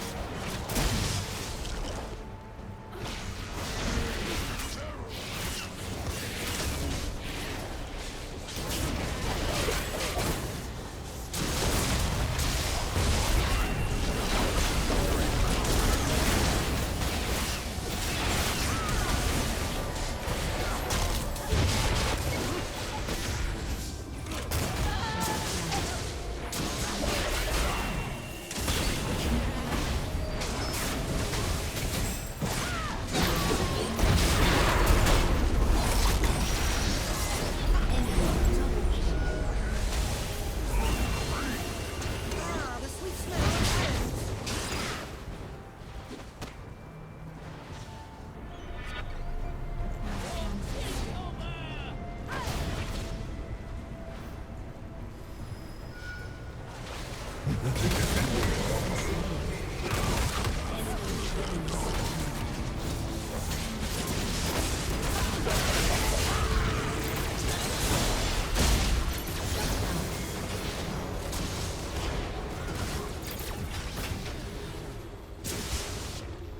What conflict awaits?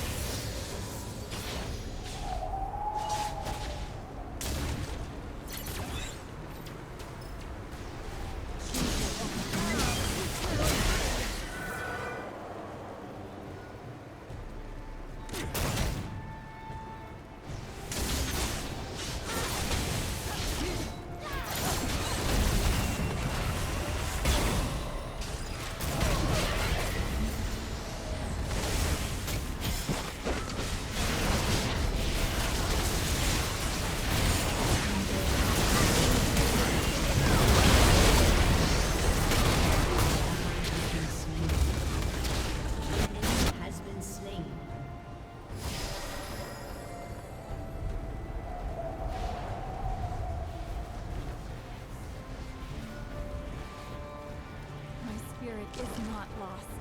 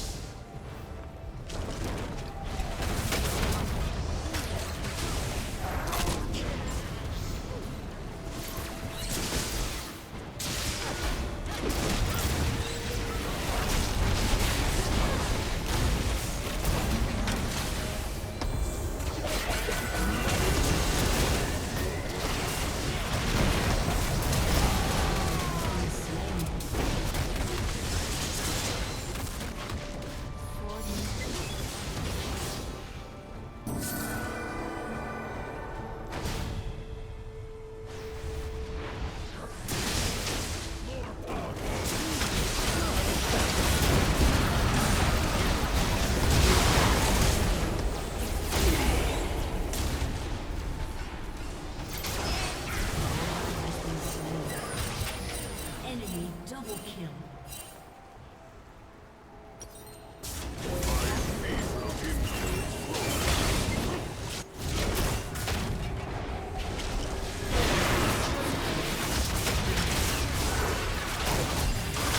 So long. Slain. Your turret has been destroyed.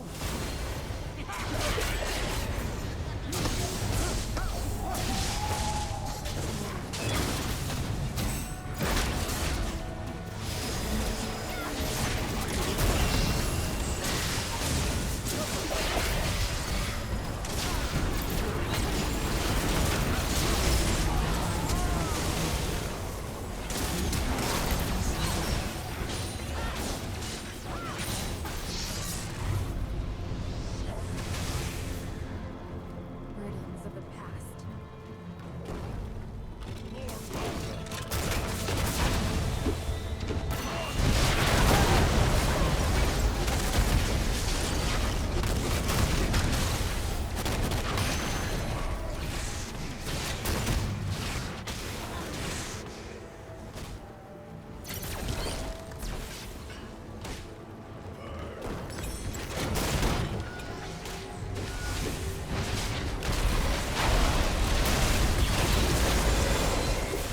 Choose your own path.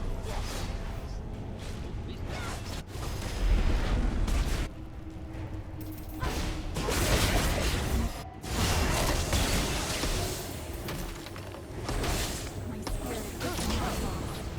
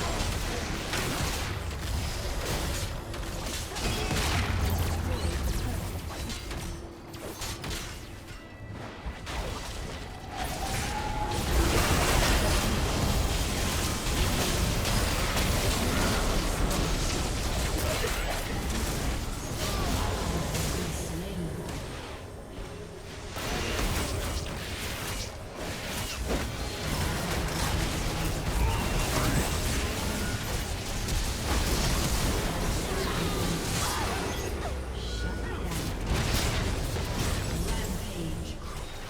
An enemy has been slain.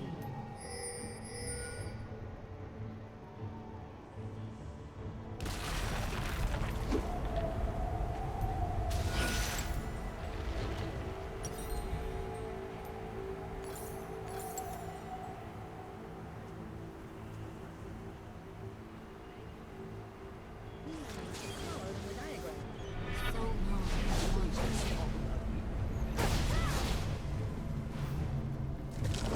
An ally has been slain.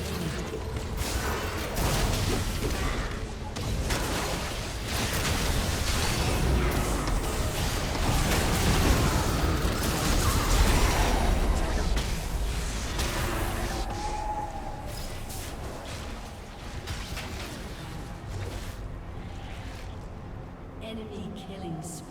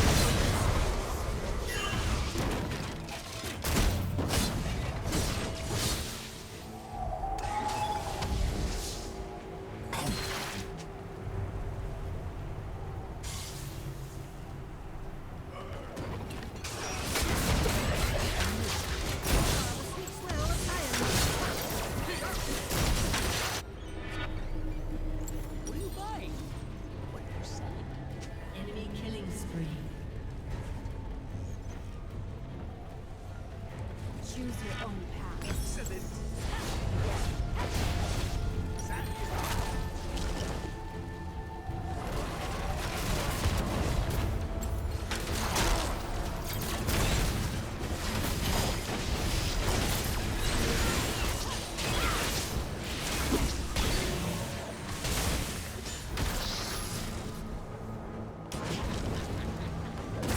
My spirit is not lost.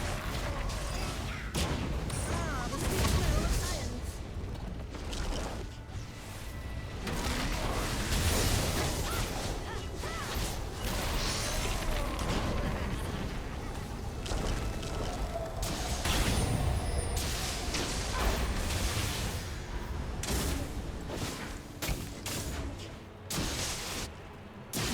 Choose your own path.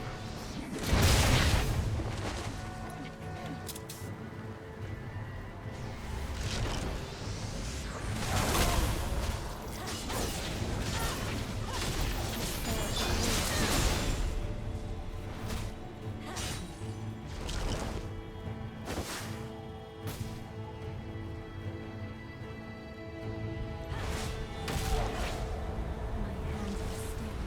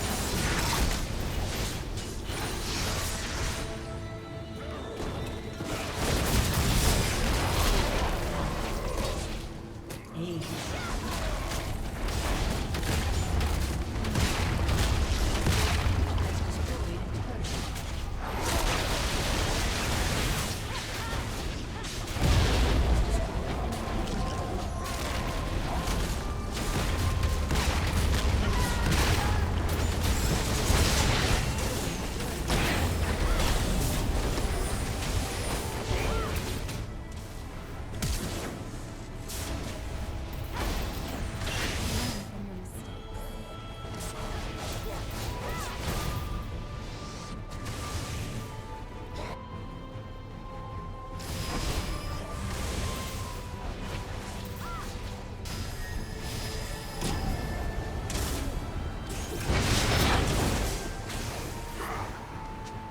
Spirit is not lost.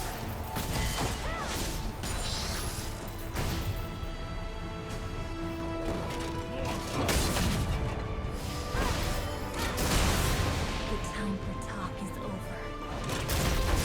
Enemy has been slain.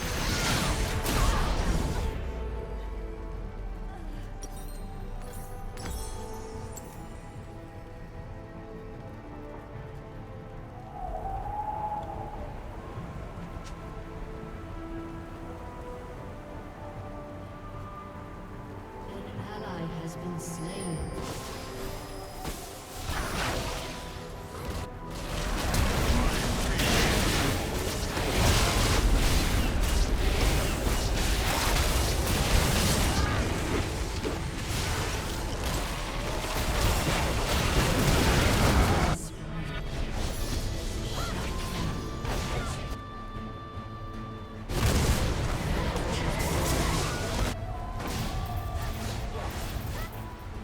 An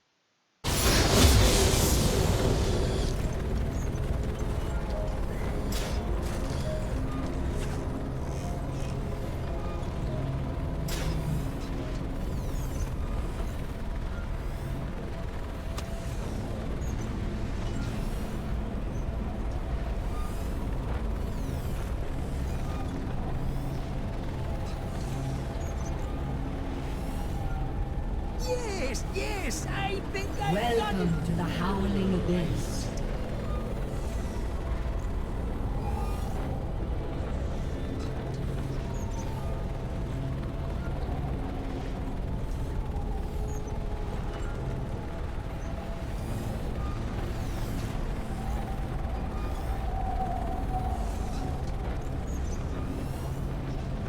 Welcome to the dig site. Enjoy. Minions have spawned.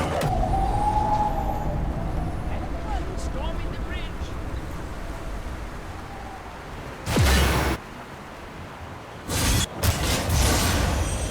Always trouble.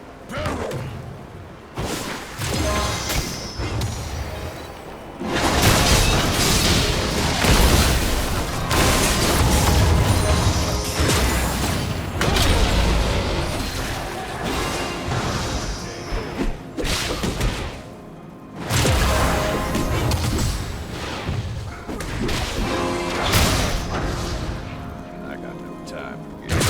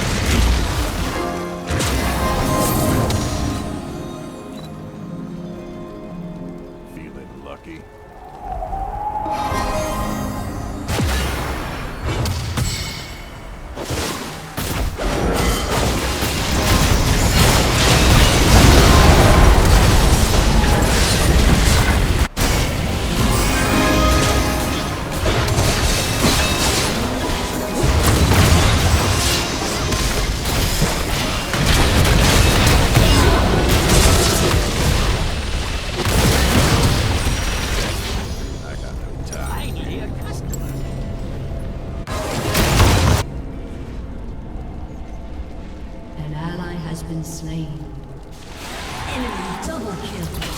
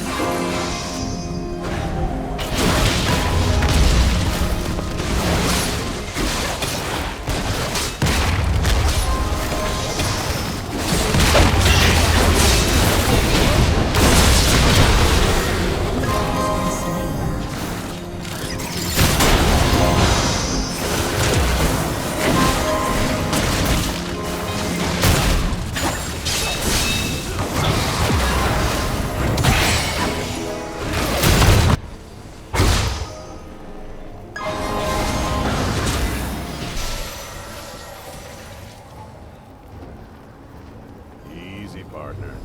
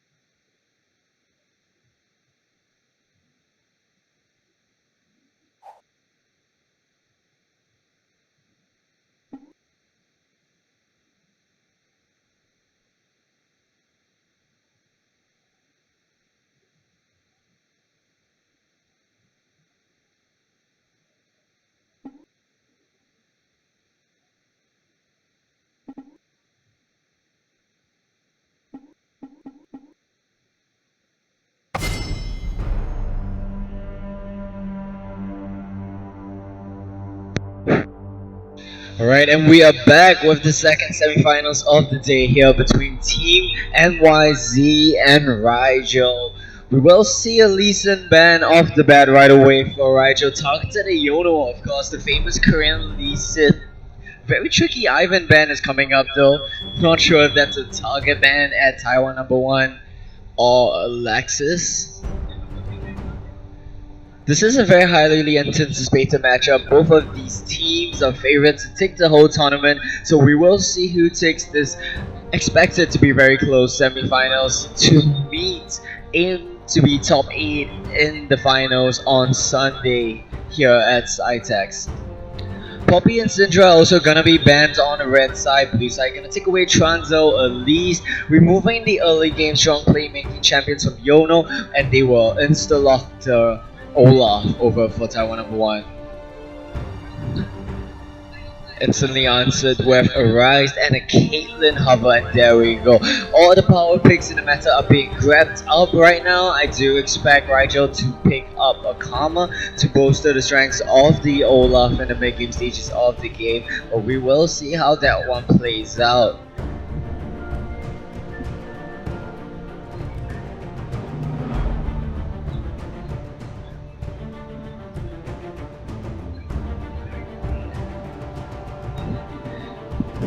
Caitlyn, of course, a very lane dominant champion that spikes extremely hard in the lane game. Together with Rise, we should expect the NYZ team to have a very strong lane game.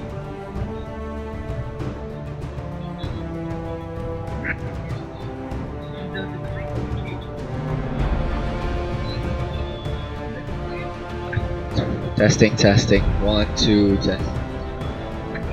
Yeah.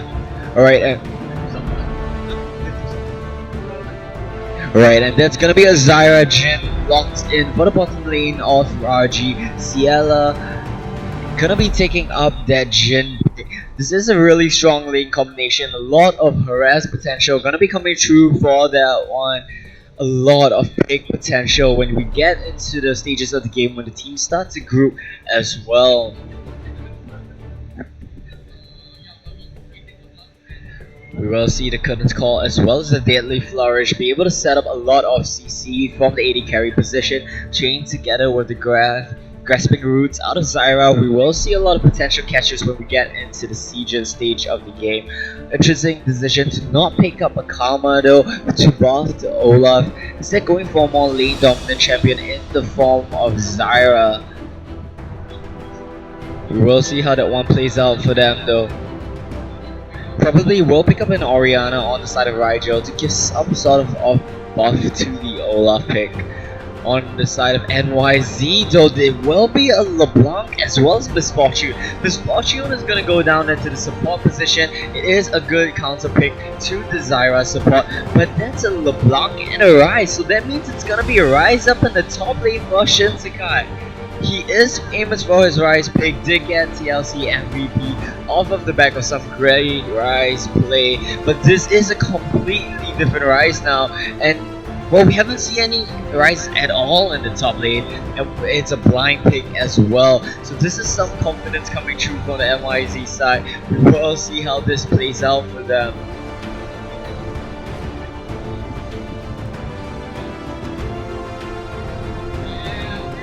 That's a Nautilus lock-in. Vladimir being covered as well for Raw in the mid lane. So the lineup is set for the side of Rigel. It's gonna be a Nautilus up top, Vlad in the mid lane, Olaf in the jungle, and Zyra in support. And that's gonna be a Zac picked up by Yono. Not stylistically his kind of champion. Yono normally wants to go for those aggressive early mid plays, find those aggressive ganks. But Zac is much less of the kind of champion.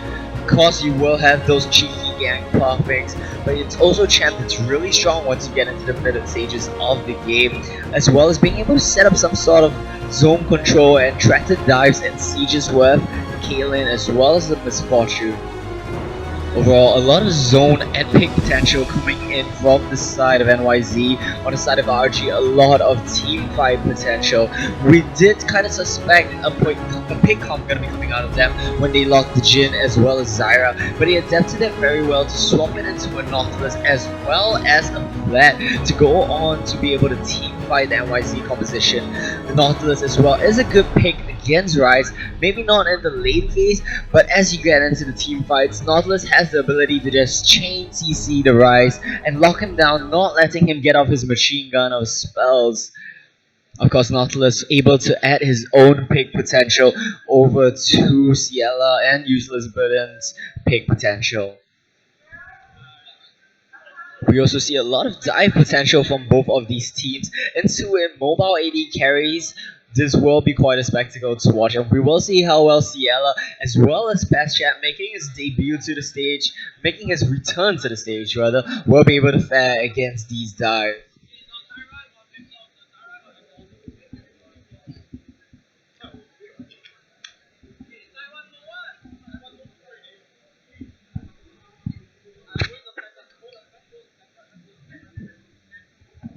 We will have a quick 2 minute delay, and we will be heading to game shortly after that.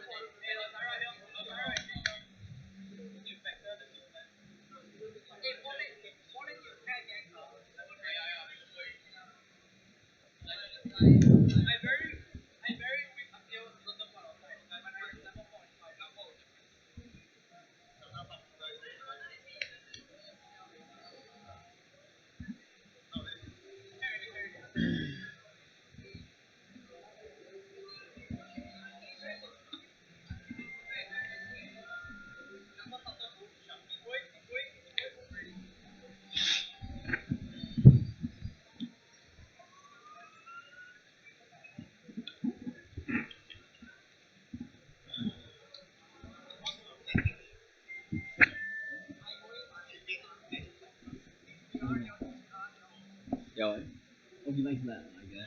It works well for him. He's good with it. And it's not bad against Luzon also, because Luzon can kill.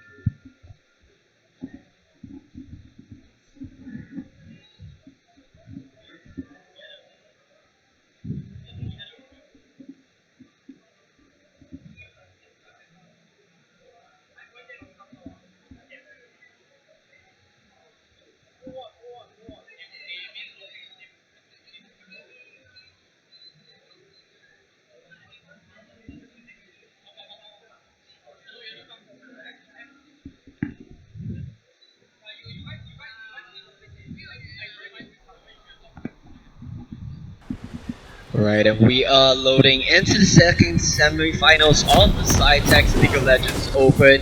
This will be between Team Rigel and NYZ. Rigel are going to be loading into the blue side. I do believe the coin toss was won by NYZ, and they picked the red side.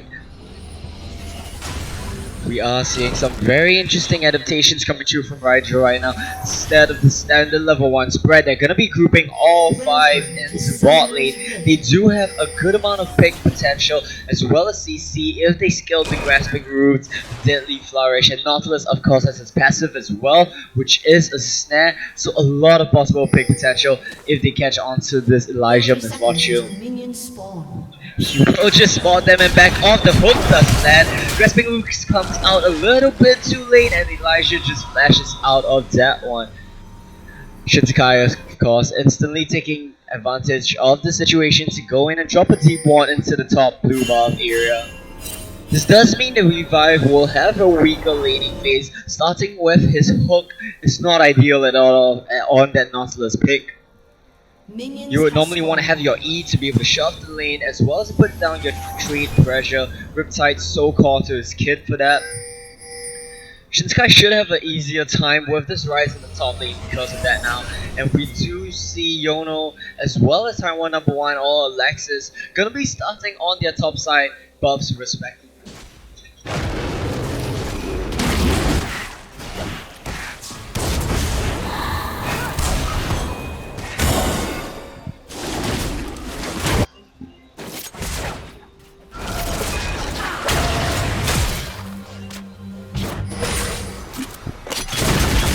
We are back into game. We both see both of these junglers just going for mirrored starts so far. No cheesy ganks like we saw in the previous series. Like I said, Revive not gonna be able to have any lane pressure whatsoever. Not gonna be able to shove or even match Shinsekai. Will just lose these trades in the obstacle move up right now. He actually does only have 19. Oh, actually 19 ability power on that Nautilus. So that means taking AP runes. Actually a decent call. With the Riptide, you will be able to train quite well. Optic instead at Titan's Wrath at level 2, wanting that shield to be able to block the range harass from Shinsekai. Sean's still taking so much damage from these Raptors though, but he does still the majority of them. Pings on the mid lane, signaling that he's missing, but coming back in with a bunch of HP gone should clue Rigel in as to what he's been doing. In the bot lane though, we see a bit of action. Elijah does drop so early on.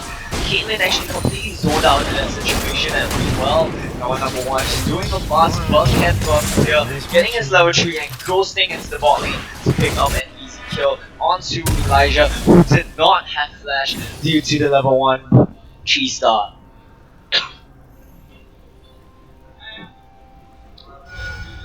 I would expect to see Rigel keep going for these repeated ganks onto bot lane. Knowing Misfortune is immobile and does not have flash, there is a limit to what she can do to get away from these situations. Of course, Ciela as well as Useless Burden have blown their own flashes. Go in and set up that gang, but that is going to be a first blood for Ciela. His item advantage over Caitlyn, who has not yet back, is going to be pretty significant with that double longsword.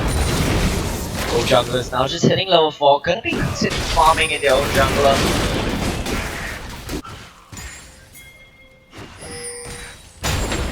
Up in the top lane though, Shinsekai did get a very early back to pick up the tier of the goddess. Didn't actually catch that one. Oh, that is a good trade for Revive, but the shield coming through from Shinsekai's passive does keep him topped off in that situation. Good play from Shinsekai to manage to find a window to recall while still holding on to his TP. This couldn't be bad for him. The Nautilus does not yet have his hook, or he could have gone in on that one. It was quite a dangerous situation actually. I think Shinsekai might be forced back quite soon if Olaf does come up to ride the DPS. In addition to Nautilus CC, this could be quite a dangerous situation. And already we see both of these junglers passing towards the top side of the map. Yono clearing the golden camp, as well as Tower number 1 on the ramp from Shinsekai though, dropping so low. Revive actually using his flash in that situation, trading it out with Shinsekai, forcing him to back and nearly getting that solo kill. He will have to be able to TP back to the top lane though, so that's not quite the end of the world for Shinsekai just yet. He's gonna be missing out on a couple of CS. Both of these junglers gonna be running into each other right now though. Mid lane on the side of Rigel does have the pressure. Raw did force Jotto to recall right here. Smite does go over to Alexis and Alexis gets it. Besides some trades, we're having a pretty slow start right now. Not too much action going on in this one. Both of these junglers seem to want to prioritize farming after the early bottling gang by Alexis, capitalizing on the fact that Elijah did not have his flash.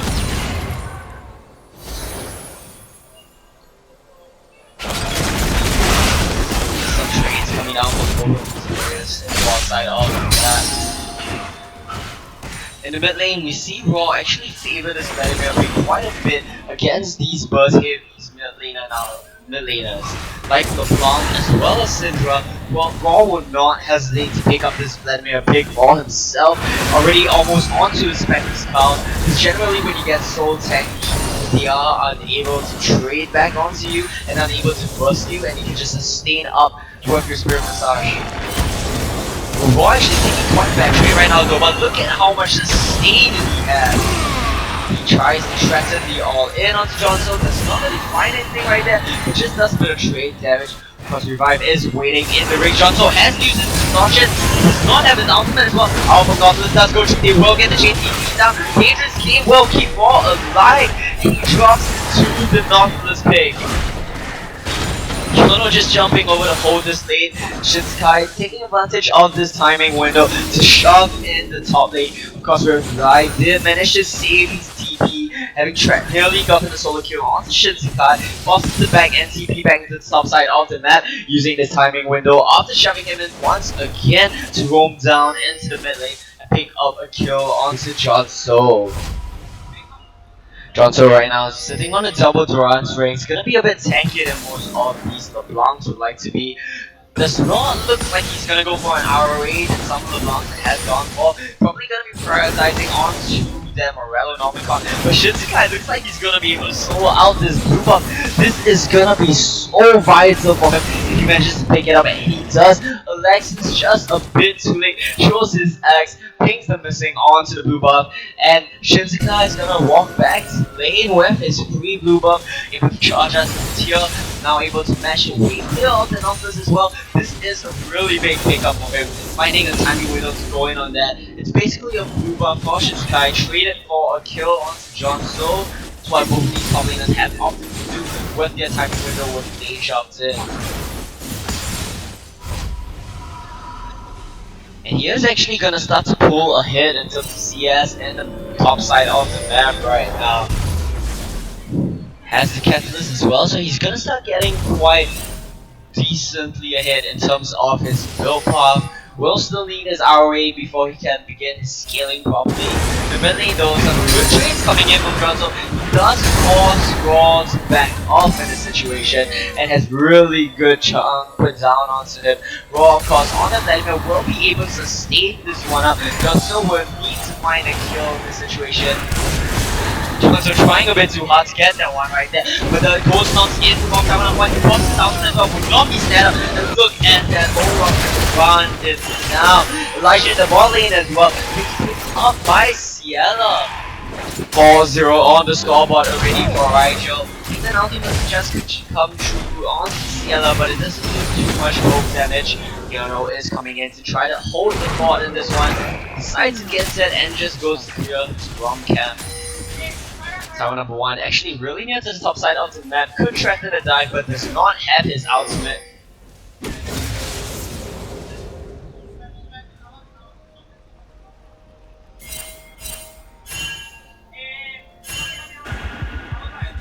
Raw of course just gonna be backing off right now. Has shoved the wave into LeBlanc's tower after a good gank from Taiwan number 1. Gets him an assist. Actually, very interesting build path coming through for Alexis right now. He is gonna go for a Catalyst build path, it looks like. Is skipping his jungle Cinnahawk items so far. Has the Ionian boost to prioritize his farming, and seems to be going for the Catalyst into the Righteous Glory for more speed right now, because Yono is gonna be soloing off the dragon, and then almost down already. Elijah is gonna come in at the end and pick up that one. A very sneaky dragon goes over to NYZ uncontested in that situation.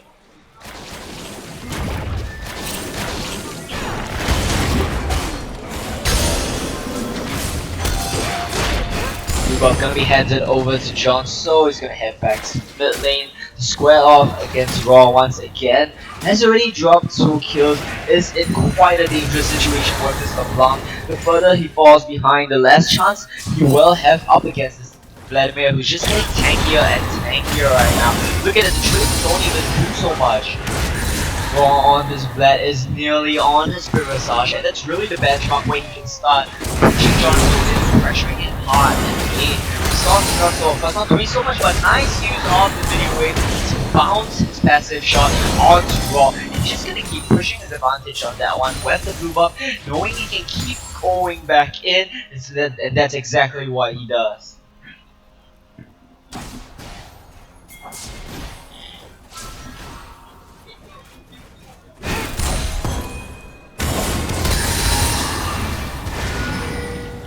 Right now, Alexis once again setting up near the bot side. Does not get spotted by any wards just yet.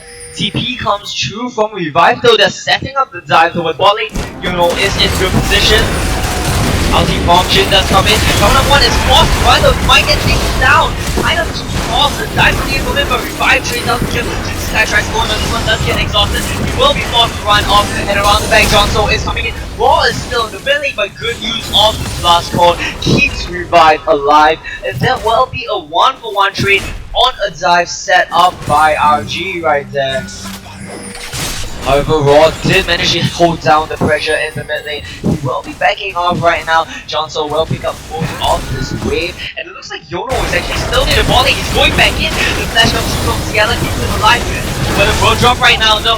Outcome Rise actually gets cancelled. He gets killed off by Revive. Revive is so tanky right now. He has so much magic resist. He's going in onto Yono. Yono tries to turn that one around, but his flash does get popped. Revive does get caught off by Elijah, but the flash keeps him alive. Cielo might be 1 to 4 in this situation. He is fast enough to run away from this fortune though. Strut would not get her there in time, and they will be forced to back off in this situation. Ultimately, still a fight in favor of Rigel. 5 on that Noxus King has been doing so well for himself in the all-in attack comes in from Raw just as he gets snared up though. Would not be able to pick up anything off of that. Just some pressure onto the wave. I do believe he will want to recall right about now.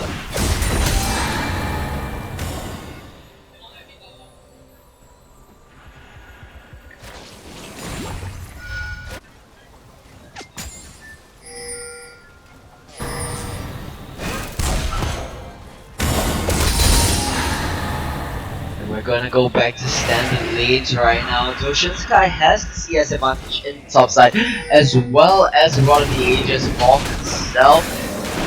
He is 4 kills down on Revive, has already picked up that Bounty Cinder. We gotta mention how far that contract is for Revive as well. Having the tenacity will let him get out of the snare from Sky sooner, which will let him continue his extended trade, which should really go in his favor. So tanky on this Nautilus right now. Sky is trying to clear the control wall, but Revive goes in on him. Does not have the Titan's Rev shield just yet, so it will be a pretty even trade in this one. However, Alexis is positioning to come up to the top side of the map right now. This could be big with the CC coming in from Revive. They could be able to just dive Shinsekai. Yono has just backed in the mid lane, sorry, in the top side near the gold camp, but there's no way for Origen to know that just yet, or they could just pull the dive on this gang.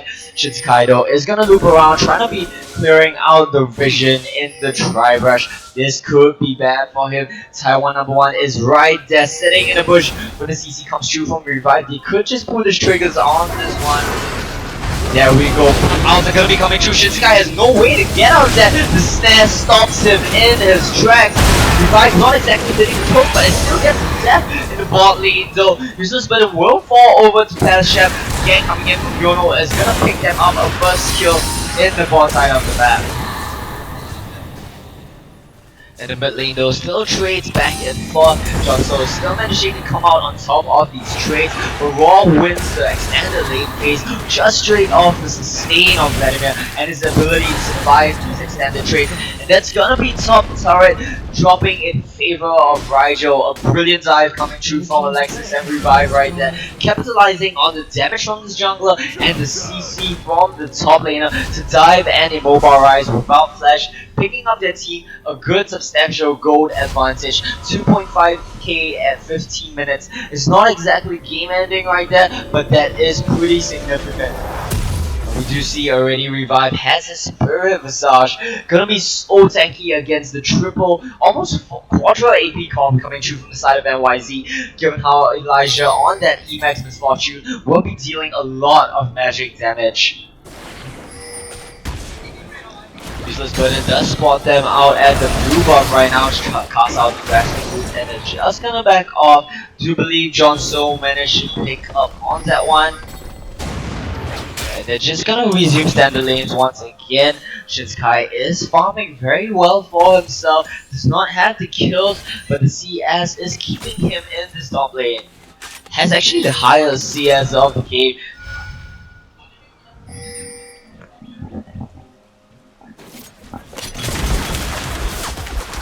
Look at that poke damage coming through from Elijah's Misfortune right there. Just chunking out the squishy Jazaira a little bit. They are gonna try to trade back though, but typically standard lane, just not too many significant trades going on right now. Dragon, however, is going to be the next point of contention as it is started out by the side of Rigel. There is a ward on there, so NYC do know what's going on, but Yono looks like he just does not want to contest it. He's gonna back away from it. Lane pressure was in favor of both Raw as well as the Archie bot lane, so smart call from them to just give that one up. But Johnso drops in the mid lane. Let's just get a quick replay of what happened right there. Revive actually the one to lane in mid, but he will catch the hook on the edge onto Raw before Raw gets to go in and pops out Johnso.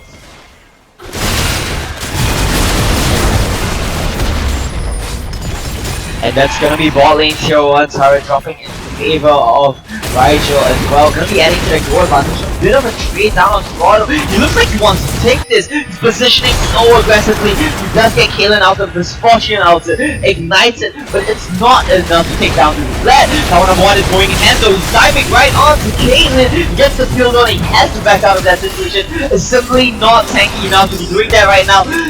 Jin is gonna be trying to out onto the backline, but Shinskai is just standing there soaking those shots up. Nothing's gonna really come out of that one, and both teams will just back off from this situation. A lot of resources expended from both of these teams for no payout just yet. Just gonna be an even trade as we both back off.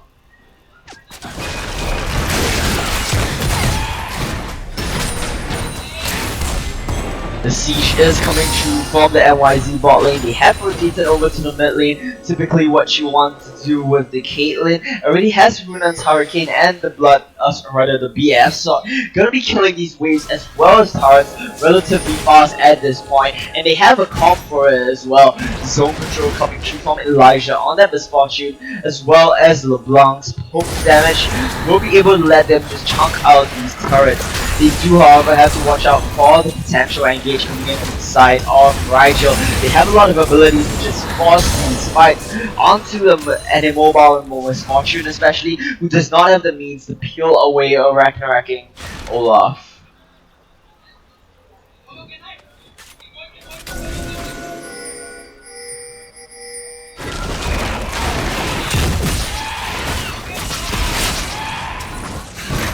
The siege does continue in the mid lane. Jin is gonna be there to help them clear out these waves as well. Raw, however, is gonna meeting up with Yono, just gonna chase him away in this situation. Would opt to take the safer, longer route back to mid lane, knows that the enemies in the form of NYZ have been posturing to chunk him out. Smart and safe call coming in from him.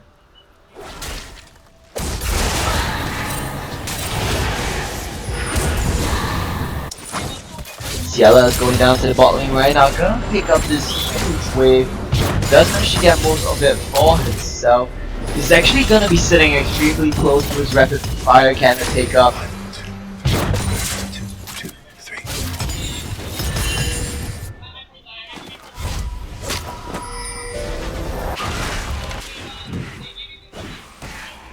Priority from the side of NYZ is clearly around this mid lane right now. They're grouping extremely hard around it, trying to just push that one down. They're not finding any avenues to go in on it just yet. Ciela, like we mentioned, has backed off and gotten his rapid fire cannon, but does not have boost of swiftness. Instead, opted for that Ionian boost, more cooldown reduction, which is a pretty interesting choice from him, knowing that swiftness might not be necessary in this situation.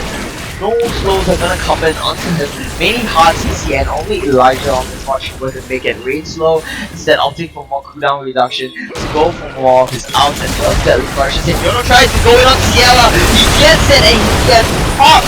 Look at the damage coming through from Elijah on that misfortune. Now number one though is going ham on this one. The Titan's Wrath is coming in on the top side of the map as well. He does not find anything, or he does actually find one kill onto misfortune rather than Zyra who gets it with one of the plants at the end of that one. Olaf is traded back as punishment for going in too ham on that fight. But those flashes in, he gets the ignite, that's gonna get him down. Looks like they still want to fight though. Raw and Revive are gonna be going in ham on this one. Will Revive be able to get his hook? It's 10 seconds away, so that's not gonna happen. Raw is just gonna try to zone away Shinsukai in this case, but Shinsukai is playing so aggressive right now. Revive looks like he wants to go for it, but he can't quite find an avenue there just yet. And that is actually going to be a winning team fight for the side of NYZ. Very good catch on the CL Jin with that Zac pick. Punishing the immobility in the form of Jin by just jumping right onto him, chaining that to get him with the misfortune out of it. Here we go, Chef does get jumped on, he's gonna get bumped out it looks like right now. Shinsukai is gonna be coming in, jumps right onto Ciela. Look at the damage, he barely blows him up. Flash from Ciela does keep him alive as well as the gold needing to be popped as well.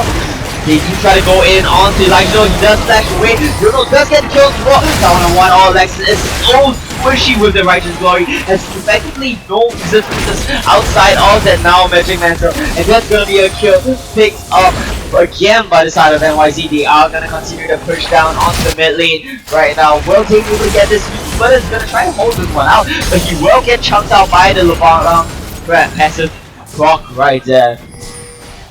I do expect someone to go down to pick up the wave in the bot lane right now on the side of Raijo. Dragon, of course, is going to spawn in just a second. That looks to be the next objective in the sights of NYZ. You know, it has already started posturing for it. It's going to still start threat. Dragon has respawned. Raijo do not look like they're positioned to contest this one. Good Scryer's Bloom does spot out all the members of NYZ, but bot has such a huge wave. Raw has to go pick this one up. It looks like the call has come through to give up the dragon, and NYZ will pick up their second dragon of the game. Raijo do have the gold lead, but the dragon lead is with NYZ, sitting at 2-1. On the other hand, Raijo do have a 4,000 gold lead right now, which is pretty substantial if they go for these team fights. The scaling advantage should be with NYZ. Look at how thick that shield from Revive is, and he's going in on it too. So aggressive, he knows he can't really get taken down by these three members of NYZ, and he just walks his way out of that situation. It's already nearly on a Guardian's Angel too.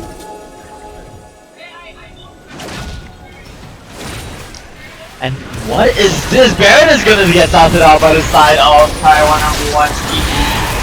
They are gonna start it out right. Just disengage from this one though. Oh, does go straight on to the backline. He gets Patchet as well as Elijah. Elijah's gonna get pumped up, but please, Taiwan #1 is so squishy though. The out does come in onto Elijah. Rob picks up Patchet as well, the back end of that one. Roman's gonna get set up. There's gonna be a third kill. The Baron bait is effective. Zach Long keep Shinsukai alive though. Raw has to disengage, and John still comes over the top to pick up useless burden. So that's gonna be a 3-for-2 trade at the end of that one in favor of Raijo. The Baron bait is good. They pick up 3 kills rather, and will keep sieging down this mid lane.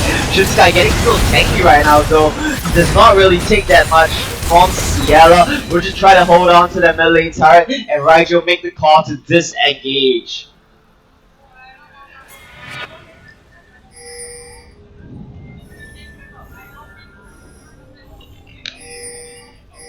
Both teams just resetting on the map right now. Taiwan #1 has been so squishy with his Olaf. In this team fight, we've seen him just attempt to run in and get completely blown up. I'm starting to kind of question the priority given by Rigel onto this Olaf pick. Not having a Karma or even an Oriana, any type of shield speed up to really bolster his strengths in his teamfights. Mean that although he did a lot of work in the earlier stages of the game, the mid to later stages of the game, he can't quite be as effective diving onto the back line of NYZ. Has to run in, throw a couple of X's, and has to run out with his Ragnarok still on. Really diminishes his effectiveness so much. On the other hand, the Yono for NYZ is scaling up so well on the Zac. He's getting tankier and tankier, and it's gonna be quite a problem for the rather low DPS composition of Rigel to really deal with him later on. It looks like Rigel are gonna head back towards the Baron. Revive has a Guardian's Angel already, on top of one armor item and one magic resist item. He's gonna be next to unkillable at this point. And even if you do kill him once, the second time is gonna be just as hard. Control ward from Rigel does not actually spawn out that ward at the back of the pit. They do attempt to go on to Sky right there. He will barely get out on the realm wall.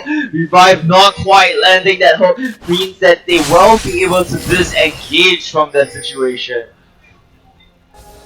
And here we go, John So shows boss. That means that Baron is going to get started out instantly by the side of Raji. No hesitation with the Baron calls. Revive can soak it up completely. The contest is coming in from NYC. Do not want to give this up. Yono goes into the backline. Colossus shield is huge right now. The corner detection, Baron comes in. They're going on to Pashap. They're going on to Shinsky. Revive is taking no damage while joining him. Pashap gets completely blown up. Yono drops as well. Raw might jump for himself. He flashes over the wall. Shinsky is going to get slowed up. The stand does come through from Revive. Ciela back that one up. Revive finally dropped, but it's only the Guardian Angel pop. Ciela does try to go back in, but John So gets hooked up, and that's gonna be a 4th kill going in the favor of Rigel right now. And they are making a beeline onto the Baron. It looks like it's gonna be 4 kills as well as Baron for the side of Rigel. They're playing these team fights exquisitely. Raj is following in on the tank line, Engage coming in from the side of the drive, and just barreling down the squishy back line of the NYZ squad. They do not even need Alexis there to back them up. He's kind of just running distraction in between, but it's doing so well for the side of Rigel as Alexis actually gets executed. But Baron will go over to Rigel, and they maintain the 7,000 gold lead, picking up Baron buff for themselves now as well.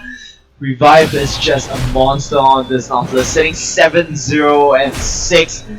Shinsky on this Rise pick does not quite have the means to be able to deal with him in this critical situations, especially with the Baron buff minions coming up as well. Glacial Shroud is going to be picked up by Revive. He's just getting tankier at this point, and his base damages mean that he is going to still be doing a decent amount of damage to the squishy backline of NYZ in this situation. It seems like the NYZ drop just does not have the means to really deal with the dive coming through from the side of Rigel. A very interesting flex pick on that Rise, but not having in the tank in the top lane or support position means that Yono, the sole tank for NYZ, has a lot of burden placed onto him, and he has not been able to soak up all this damage coming through from the side of RG. Of course, as the game does continue, RG will scale into a rather low damage team comp, while the damage from Pashap on that Caitlyn will greatly increase. And a nice rotation right in the bot lane, Baron buff minions onto the tier 2 tower. They are gonna pick that one up, and YZ has no choice but to recall from this one. All eyes are on Yono right now. Will he be able to get an NGH onto Ciela right again? This is what they need to really take these fights down. But Ciela does have his flash. Will he be able to flash Yono's slingshot? The siege does continue. Alexis is actually not there right now, and it looks like the call to back off does come through from the rest of Rigel.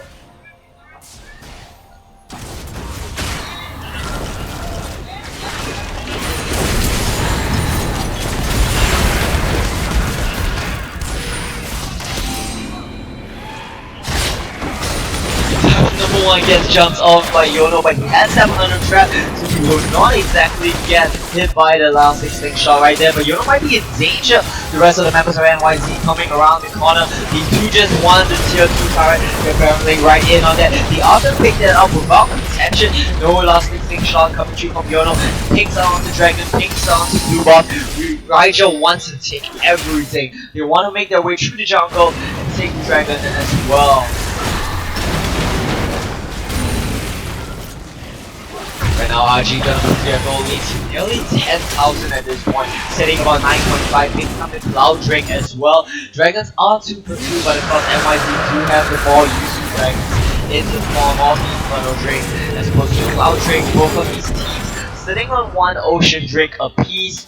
Right now, Guardian Angels fall or revive is 3/4 of the way up already. It should be up by the next team fight.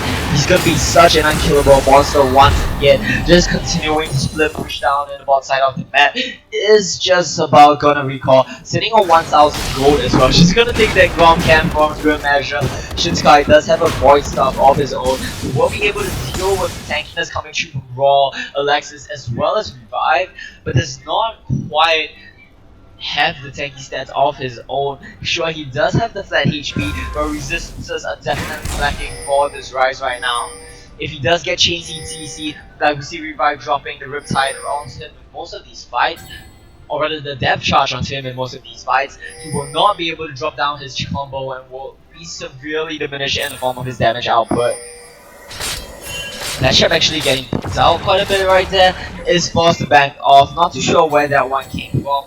No ultis being burned on the side of the Lexus, but Raw has used its ghost. Looks like that was what took them the CC, the chunk out of Patchup's health. And top tier 2 turret is going to be dropping as well.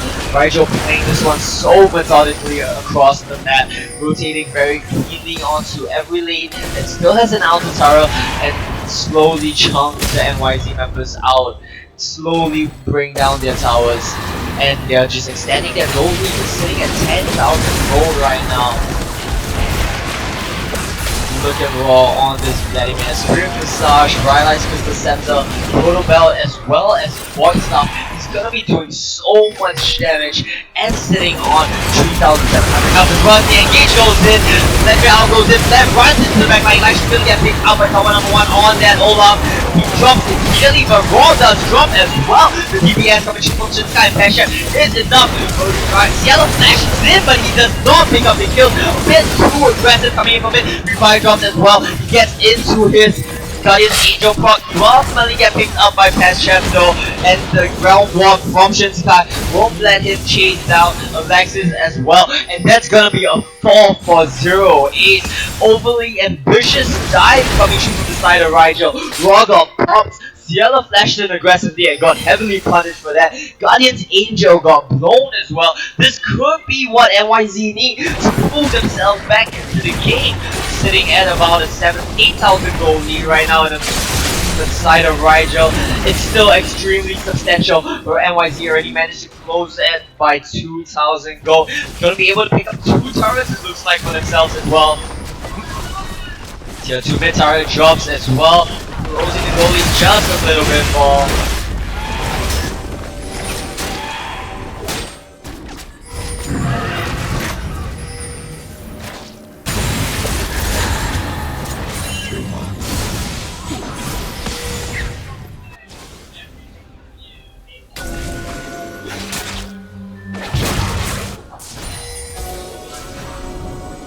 Alright, and Baron is 50 seconds away from respawning.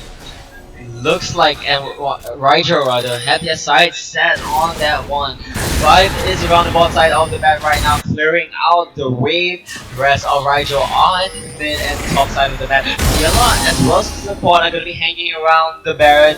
They are ready to just start that one out the moment it spawns. They have shown no hesitation when it comes to Baron, knowing when they need to peel off before they engage on this one.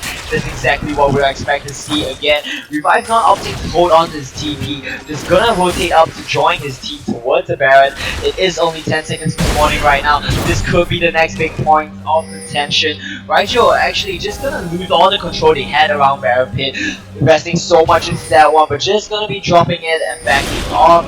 They will, however, have control around mid lane. Ciela as well as the rest of his team are gonna make a beeline towards Baron, it looks like right now. Shinsky is just about to back, but he does still have teleport to join with his team. He is putting towards an Abyssal Scepter. I think that should be the tanky stats that he's looking for in this situation. Baron does not get started by Rigel, but they do clear out the ward. No control wards left in their inventory means they will not be able to clean out the Baron, means they will not try to rush the Baron once again. Baron Bay could be a good call for them in this situation though, but they do not opt to go for it. Instead, 4 members of the team barreling down mid. Raw is going to be joining them from the top side as well. Jonto is going to be clearing out the mid lane wave. The rest of the team is going to be posturing between Baron and mid lane. This does look to be the next objective in the sights of both of these teams. Rigel are just daring NYZ to come to them right now. They have so much CC, so much engaging potential in this situation. And look at that, Shinsuke gets bottom bot, he's beeline towards Baron Nashor to clear out the wards, and they might just start this one out, even if to just bait the TP out from Shinsuke. He has no choice, he has to use TP right now. Baron getting burned down so fast by the side of RG. Shinsuke TP does come in, the fight does come. It looks like it's gonna be disengaged. Rigel not quite finding the engage. He do find out the Shinsuke, but he flashes out of that one. Bruno trying to counter engage, does not find a priority target. Shinsuke is gonna get locked down. Raw M5 is gonna be diving onto him. Shinsuke is gonna drop to Raw. Looks like at the end of that one, Yono trying to peel, but not quite enough. John still drops the flash E coming through from Raw. And there's gonna be 4 kills picked up by the Black right now. Yono's gonna be dropped at the end. Will he get the pentakill? He goes into the Zac passage. This looks to be the pentakill setup for him, and he does get it. The team gives that over, and that should be game for the side of Rigel to not need the Baron buff once again, using Baron to its full potential, peeling off and forcing the engage onto NYC. Rigel will be looking to take down the turret, will be looking to take down the Nexus and get the first game of this best of 3 semi-finals in their pockets. We will be taking down the Nexus. It's 10 seconds on the death timer. We do not have enough time for the response on the side of NYC, and it looks like Rigel will take the first game of the series in convincing fashion.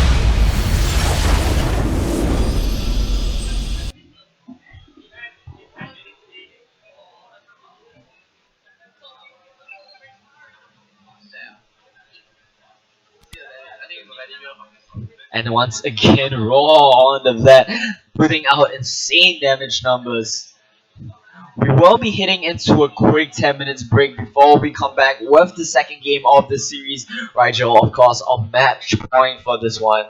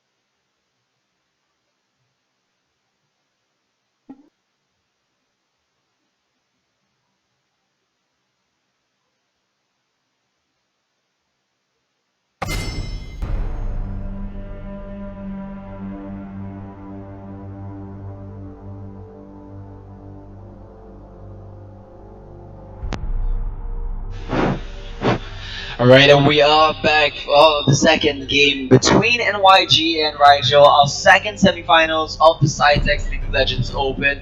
Once again, NYZ are gonna be banning that Ivan targeted at Alexis. It's really interesting. They banned it 2 games in a row already. You must know something about Alexis. Is he practicing that Ivan secretly?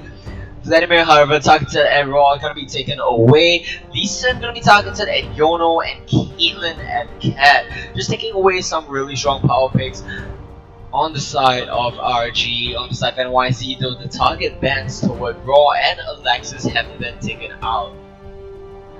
Raw, of course, has been putting up extremely good showings on his Vladimir, so we'll see what else he can play in this tournament as Vlad has been taken away. Karma removed from the red side as well, just the NYZ do not want RG to run the Olaf combo once again. In the last game, however, Alexis did run the Olaf without any buffs whatsoever, still managed to make it work quite alright for himself, so we'll see if they still do want to opt back towards that. Last ban for the side of Rigel is gonna be at least once again 2 target bans, and Yono removing his strong early game junglers, and that's gonna be our first pick on Syndra for John So. Not a pick that we typically see left up for the blue side right now, but this time around, Rigel have decided to let that pick slip through. Of course, Rigel do typically answer a Syndra pick. High burst mid laners in general with Vlad. Raw, however, has his Vlad removed in this game, so we'll see what they opt to go for to counter this Syndra, or at least to deal with her.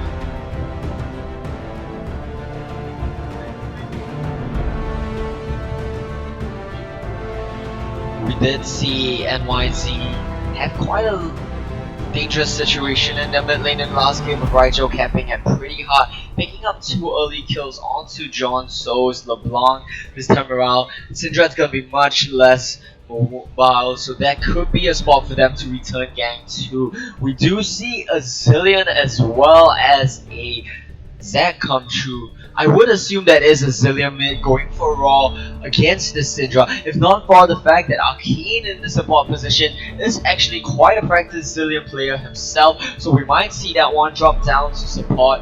However, that could always go to the mid lane. It is still a possible flagged pick. Zac, of course, was the jungler of choice for NYC in the last game.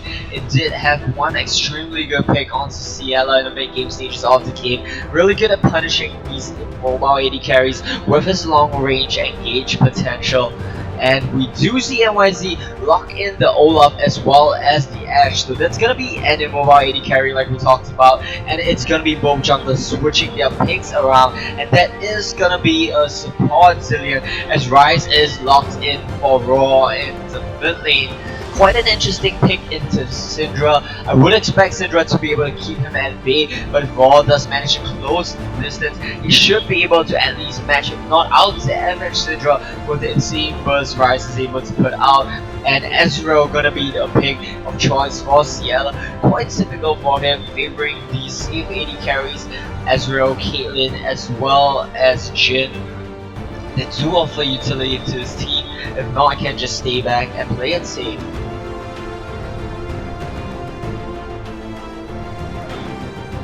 Of course, the RG team composition do have the speed boost for Raw as well in the form of the Zillion speed, so that's definitely something for NYC to look out for as well.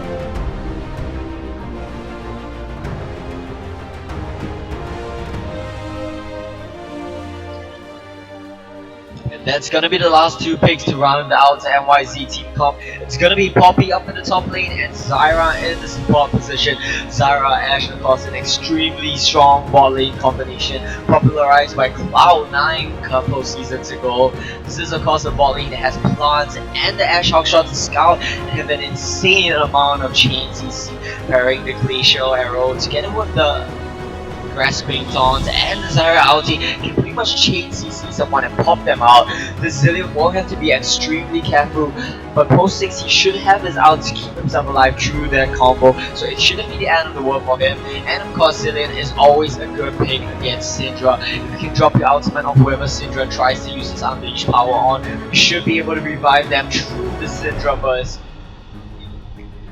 Overall, NYC this time around kind of swapping things around. They do have the engaged comp this time. We will see how that one plays out for them. On the side of RG though, Revive does have the so-called counter pick to Poppy in the form of Trundle, because that's rather even through most stages of the game. It's only 6 and onward when Trundle really starts to outscale this Poppy hard. Poppy will be looking to play towards the rest of the map, help his team out in these team fights, while Revive will be looking to go for these pushes. Of course, on the side of RG, they do have engaged themselves. The Realm Warp, Zac Elastic, Slingshot, and the speed up coming through from the Zillion will provide them a number of options to go for these team fights. We are gonna have a 2 minute 40-second delay before we head into this game. This is, of course, match point for Rigel. It is a best of 3 series, so we're looking to see if NYZ can turn it around and even it up 1-1.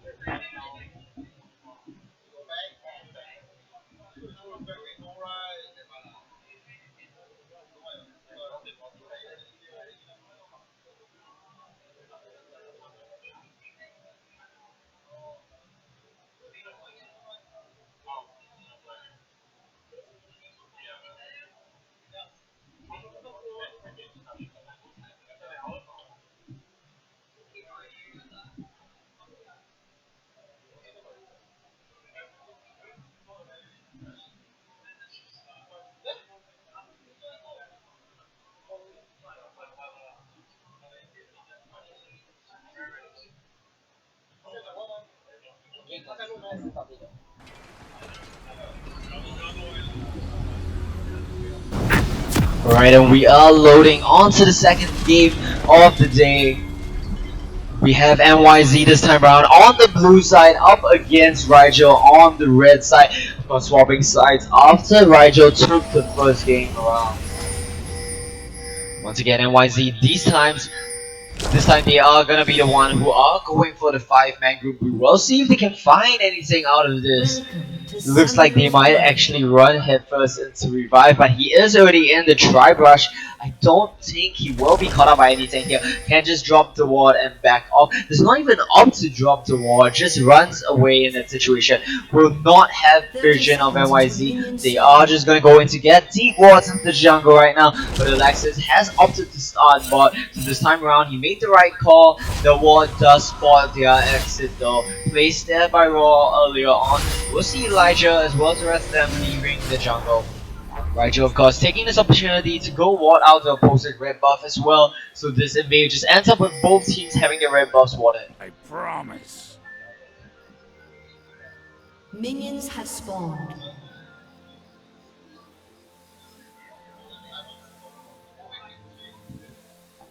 And it does look like both of these junglers will have merit starts at the top side of the map. NYZ catching vision of the Rigel squad. Rigel, however, not having vision of NYZ's red buff means that they will know they do start at the blue buff this time around. So both junglers do know they are at the top side of the map. Mid lane will definitely be the lane to watch in this one. Syndra being led through. We'll see how well he manages to do up against Revive on this Rise. It's definitely a matchup he should be expected to win earlier on in this one. And an early bomb does land from Arcane, help chunks out the wave as well as Cap just got off.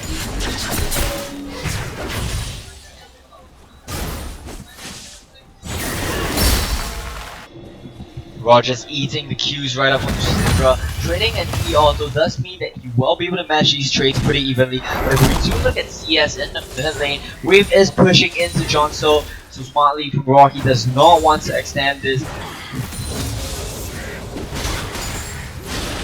Looks like Raw might actually maintain a CS advantage after this wave.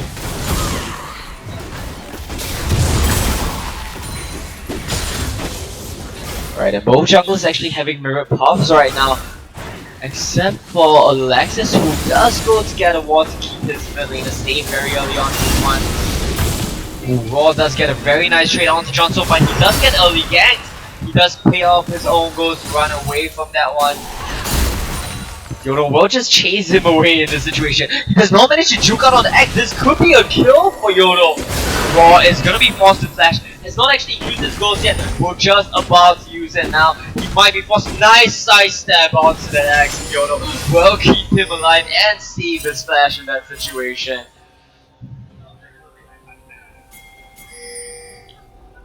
Yono though is gonna puff right up to the top side jungle right now while Alexis is going in for a gang down bot. Revive very smartly is already recalling, but the NYZ bot lane is sticking around. You see Alexis, but will he play a good flash from Elijah? Keeps him alive, but once again, Elijah's flash being low extremely early will mean that Alexis knows to come back for this one. A repeat gang might be in the works for the side of RG right now. We do see Yono in the top side jungle. He is gonna be clearing out the Rock camp. Rather the Crux camp. Taking that one away from Alexis, who did not actually do any counter jungling of his own. Opted right for the gang down bot. So Yono will have a little bit of an EXP advantage onto Alexis right now. Just taking the Grom camp to even that one out.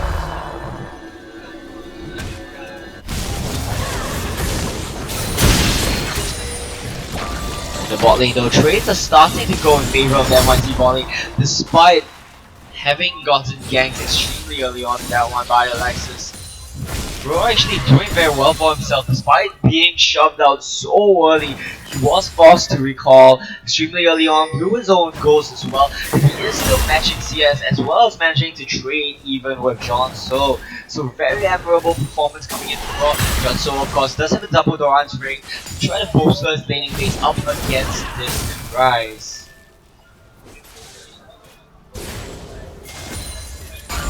Ciela and Arcane in the bot lane gonna be dropped pretty low right now though. Raw does look like he wants to find these fights, but Johnson is just disengaging them. Johnson nearly took that trade as well.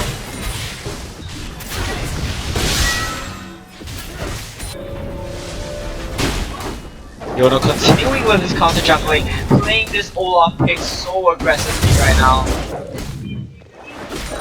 has already been through the topside jungle of Alexis and now his bot-side jungle as well, leaving just the lone wolf camp for Alexis to find. And well, pick up the Scuttle Crab or not.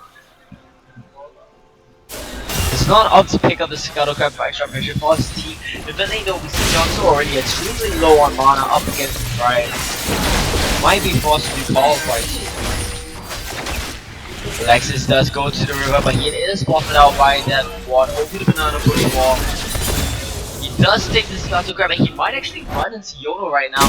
Yono using Blast Code to get onto Runs quickly. He does get spotted out by Alexis though. The positioning of Yono is found out. He does give freedom to revive to play more aggressively up the top side, using his advantage to just zone out Shinsekai.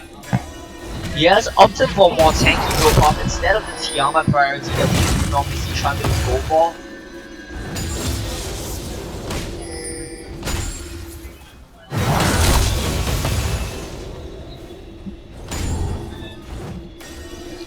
Now Alexis has swapped back into the top side of the map.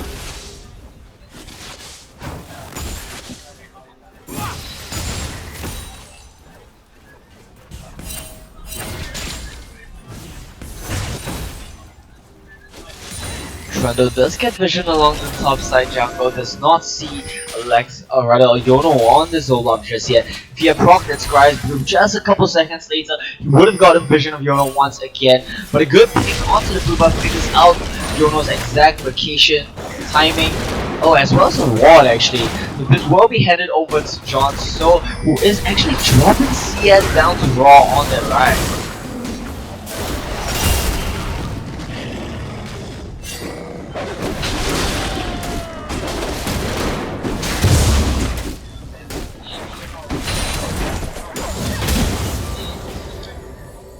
Catalyst being picked up by this Rise already. He is doing decently from himself, already getting some more mana, and taking stats in form of HP means that he should be in a solid spot to fight this Syndra. But Johnso has hit his level 6 marker, will have his unleashed power if the all-in attempt comes in. Yono should look to find a gank around mid lane now as well, but a very aggressive push toward the bot side jungle of the Rigel squad. He does however get spotted out. Johnso and Yono both are gonna be collapsing onto this. Gold does get off of Yono. The arrow does miss, and Johnso not landing his stun as well. Reads the Rider ball lane to disengage on this, but a soul kill up at the top lane. Traded back by Revive. Both of these top laners are gonna be dropped. Ball lane T2 does not amount to much right now. That's just gonna be cleared out by the True Shot Barrage from Ezreal. And Blue Buff is gonna get handed over by Alexis right now. He is partially coming for this. This could be first turret. They might be too late, and there will be first turret go headed over to the side of NYZ. They will be pulling ahead to a 1.5k gold lead, both to kill the first blood golden top lane, as well as the dragon gonna be contributing to that one by swapping back to the Tiamat. Just one thing, the tank stands, a little bit of tank stands to keep himself safer in these trades and in gank situations. Cloudrick right now though is going over to NYC. They are gonna be doing very well of picking up these neutral objectives for themselves.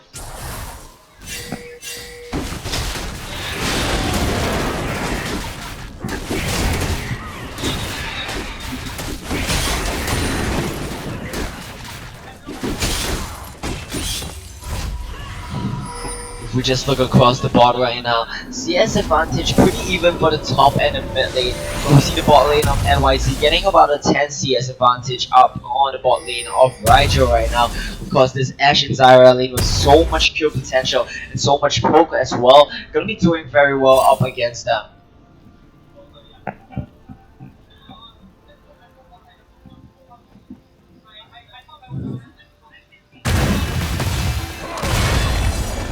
I'm trying to threaten onto Shinsekai right now, but Arcane does get spotted out of the top side of the map with bot lane turret down as well. They are expecting a rotation for NYC bot lane, and that's exactly what we see coming up right now. They do once again opt to leave Ciela and bot lane to solo farm, but he does pop True Shot Barrage and try to shove their wave out. Will not be attempting to reset. They're gonna be hard shoving that one to match the switch up the top side of the map. 3 members of NYC gonna be trying to keep this one alive, but we have 5 for NYC in the top lane.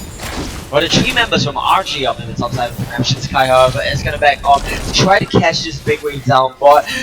Getting shoved in by Ciela, but he might not make it there in time. It will be interesting to see if Ciela will want to try to keep pushing this, or if he will join his team up in the top side of the map. You see this top turret being pressured right now already. Arcane just using the passive to get a level over to Alexis, who is actually 2 levels up on Yono. One farming purely and one from the Divinity XP. This could be dangerous onto Junso, but that's not up to go for an all-in. And we'll just back off right there. Leaving Ciela as well as Shinsekai to lane on and one side of the map. Here we go, the engage just come in from Alexis. He does not get the knockback on the cat. Right on this cross report. Survive is so tanky for himself right now. It looks like Alexis will drop, but he does have to sit in out of him. Shinsekai is going to be TPing into this one.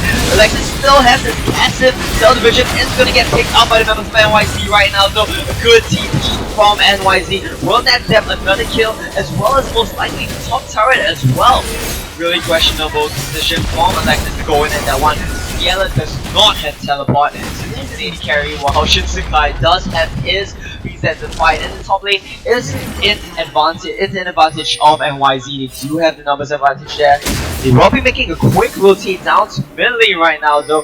Raw will see the Scry's Bloom get popped. Know that they're coming in on this one.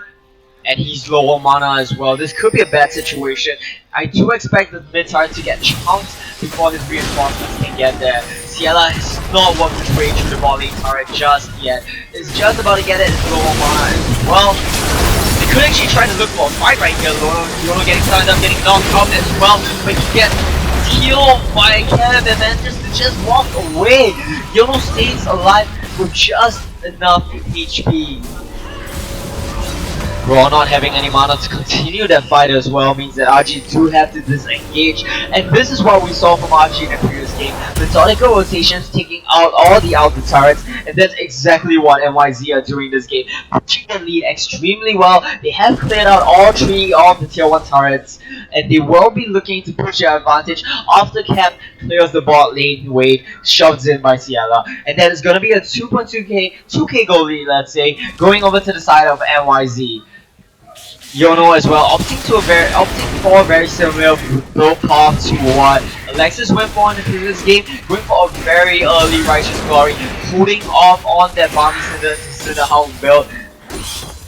However, the core difference is Yono did not opt to pick up an Ionian Boots, while that is what Alexis did go for in the last game. So Yono's farming is actually going to be negatively impacted by that. Ionian Boots is putting core on these Olafs who are looking to power farm through the jungle. Might be partly why we do see Alexis actually have an EXP as well as slight CS advantage over Yono. Pace of the game has actually slowed down quite a bit. NYC are not going to be pushing their advantage just as hard right now. They do want to just continue the lane phase of this game. I do expect the next point of contention to be the Dragon in 1 minute and 15 seconds. It is going to be the Cloud Dragon though, so we might see a team give it over. Revive does have Tiamat as well as Ninja Stubby, so has a good mix of 10 cents as well as damage right now on this top lane trundle. Should be doing decently up against Shinsekai, but we'll see how this lane plays out. Shinsekai does have a level advantage on Revive. You're not doing very well, clearing on the side vision. It looks like NYZ do want to head up to the top side. They're kind of dancing between the top and mid jungle right now. Yono gets stunned up, well get that control ward though. A little bit of poke coming out from the bot lane on Rigel will send him away. The siege is going to continue from NYZ right now. Control ward being cleared out across the board for both of these teams.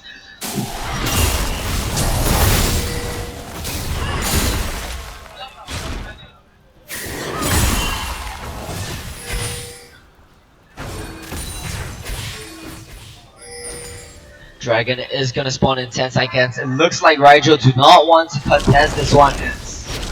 Alexis has backed off right now. Dragon is up in 3. And once they are not gonna start it right as it spawns.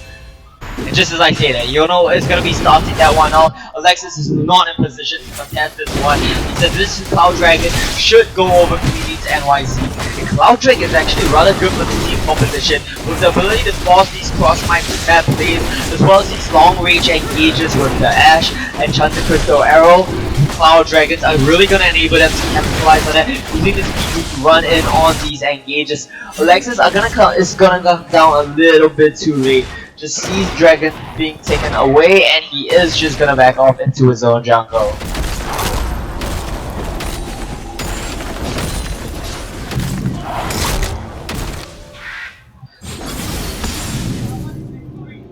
And we do actually see Johnson manage to pull ahead in terms of CS, but Ciela has caught up to Cap and CS, having been left down bot alone to solo farm while his team was sieging up in the top side of the map.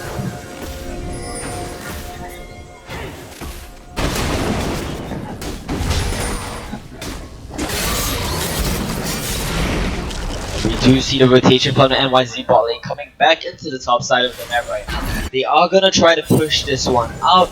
NYZ not really looking for any objectives on the map right now. They're not trying to find any picks with the Ash Arrow. They're not trying to get any turrets with the goldie that they have. Not gonna brute force anything. Just gonna play it slower and methodical. But this is giving time for both Rise as well as Ezreal to scale up in this game.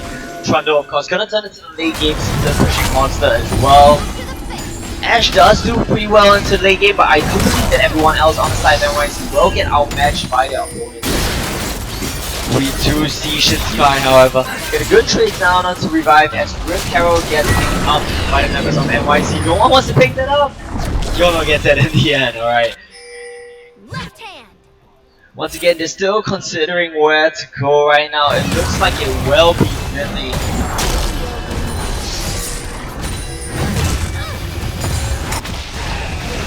Oh, and they jump onto Elijah. There is no follow-up though. He gets set up before he can use his out. That's bounce in the situation. Will not find a pick onto Elijah, and he has to back off after pulling one out, stealing the bomb away from his AD carry as well. Good cancel onto Johnson's back. Does not accomplish too much in that situation, but it's really just Ciela being cheeky. And I do expect a big fight to kind of erupt in the next couple of minutes. Everyone has their summoner spells up, everyone has their ultimates except for Ciela. This is going to be up in just a bit too. This is prime position for both of these teams to try to find the fight right now, but I do think the burden is with NYZ. They have the Goldie, they have the pick potential, and I do think Raijo do have the scaling advantage in this situation as well. I want to see NYZ try to look for a pick in the next couple of minutes. If they chain an Enchanted Crystal Arrow into a Syndra and an Ash Stun respectively, they should be able to pick up an easy kill.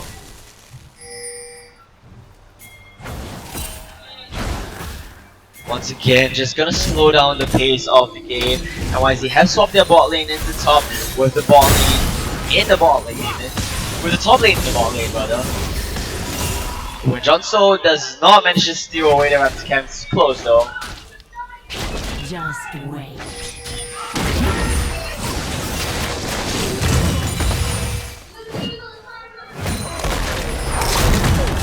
Revive wants to find a trade on the Shinsukai, does not quite manage to get too much of it. Both of these champions will just be playing a wall of attrition, which does favor the Trundle pick. All ins also do favor the Trundle with his subjugate out.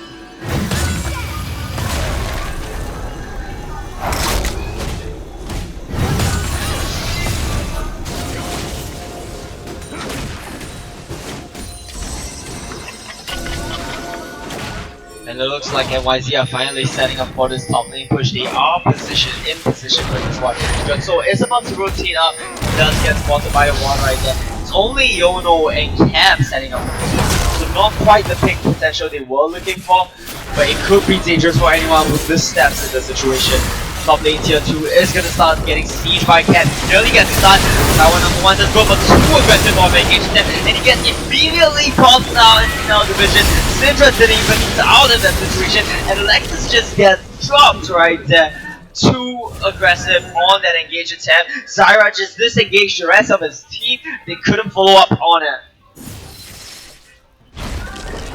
Ash Arrow is still up. Syndra out is still up. So many outies for the side of NYC still available for them, but down in the volley, Shinsukai actually gets dropped extremely low. Revive is gonna try to chase him down. Will he be able to get it? He might drop himself, and it looks like he will just barely dropped himself at the end of that one, and after diving 2 turrets, this shows how snowbally the Trundle Poppy matchup really gets in the late game. Trundle can just completely walk over that Poppy pick. NYZ pick up a kill and trade a kill in the bot lane, but they do not quite manage to find the top lane turret.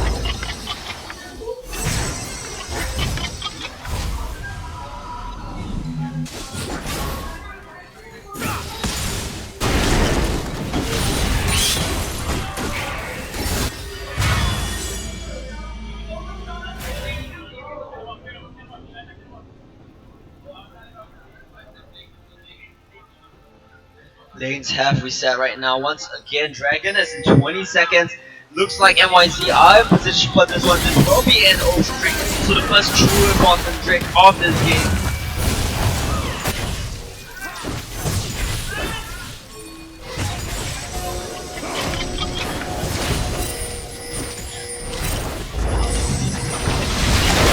Look at those plants coming out from Elijah. Does manage to get cleared out, but it does a huge chunk of damage onto the RG tank line.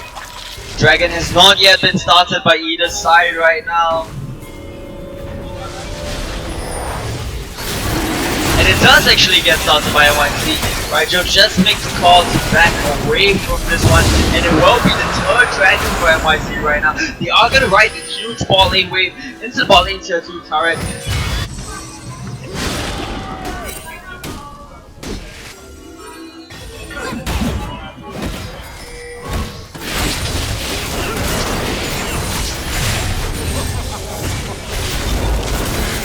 Tier 2 turret is gonna start getting chunked out right now.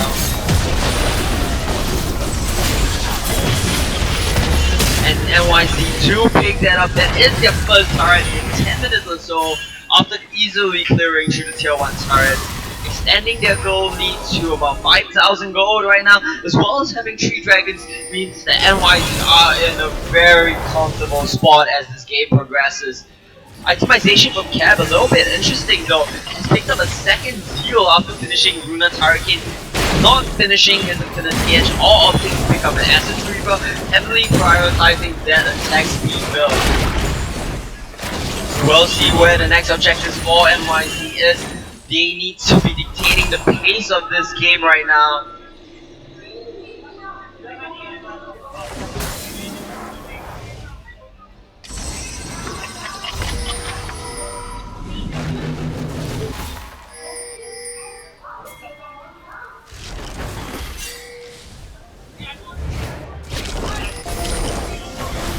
And NYZ are just gonna clear around the Baron and clear into the jungle of RG as well. This is what we saw last game from RG.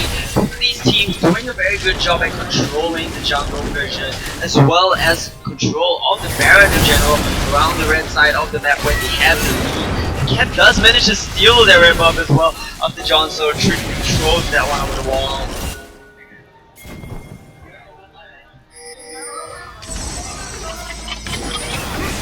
Shinsukai gets spotted out a little bit right there, forced to use the hammer, knock away 2 members of Raijo. 5 does come in, oh, but NYZ have started the Baron doing all this. A good hammer from Shinsukai means that he will have good time on this Baron. Sitex goes in and he does not see them, but Yella does. Baron goes over to the side of Raijo. They want to continue to fight. The fight is so squishy, he gets popped out. One is on the back line, he takes out a kill for himself. There's 2 kills already, it's 4 kills for the side of Raijo. A 4 for 2, and they still Baron with the true shot barrage as well, managing to turn that game around. Gold lead is still slightly in the favor of NYZ, but after such a long time of not capitalizing off their lead, they make a good call to go for the Baron. Shinsukai knocks away 2 members of the RG team with his hammer, but they still manage to get there in time, still the Baron, and pick up 4 kills. They are going to pick up a tower as well right now. This is going to closely equalize the lead. It's a 1.5k gold lead for the side of NYZ. Elijah forced to flash from that ghosting ride. The turret should fall for the side of NYZ as well, or rather on the side of Raijo as well. And that does nearly close up the gold lead. 0.6k gold lead left for NYZ. big bot lane wave gonna shoving in the favor of Raijo right now. They have the initiative on the map right about this kind of time. Revive has the Baron bot on his split pushing trundle. Will be able to split push extremely efficiently with it.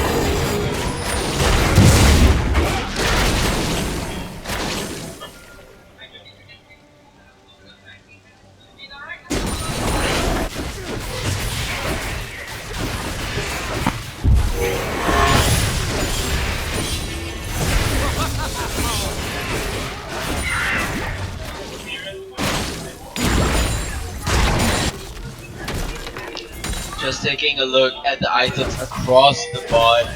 Cat and Ciela extremely even, though both have gone for deferring itemizations. Ciela has opted for a slightly more defensive path with the QSS, but here we go. Raw is going aggressive on this. He's gonna get caught out by Yono as well. He thought it was gonna be a 1v1, but he does get picked out by two members of their YP squad.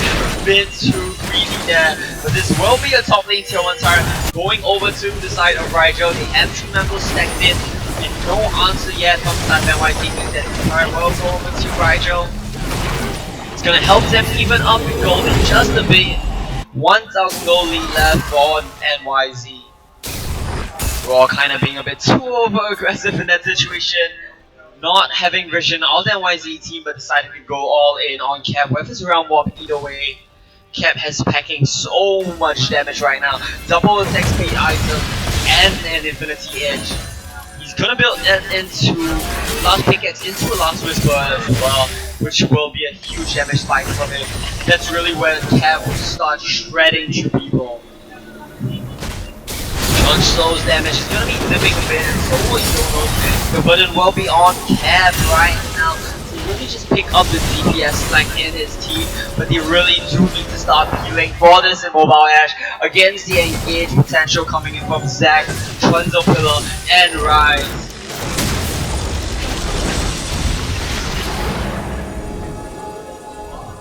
Pace of the game has actually slowed down a bit right now. I do believe Baron buff for the side of Raijo is out, but they will want to contest the 4th dragon of the game, which is also the 3rd Cloud Trade.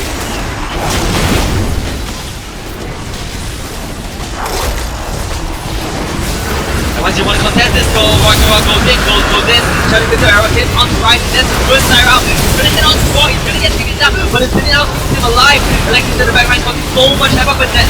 Yono is gonna get dropped. Shinkai as well, Cap's gonna take so much damage from that out coming through from Ezreal. And 3 members take the round 1. Kevin forced to slash away from that one, trying to get killed. Arcane does force Sitex and tries to go on to Ciela. Ciela from heal picks that one down. Cap might actually take down the next, and then he does a good smite onto the rest of Cap. It's not enough to keep him alive, and that is ultimately gonna be a 4-for-2 trade in favor of Raijo, taking the team fight back. Cloud Dragon as well does go over to the side of Raijo. They will break the infinite turret of NYZ.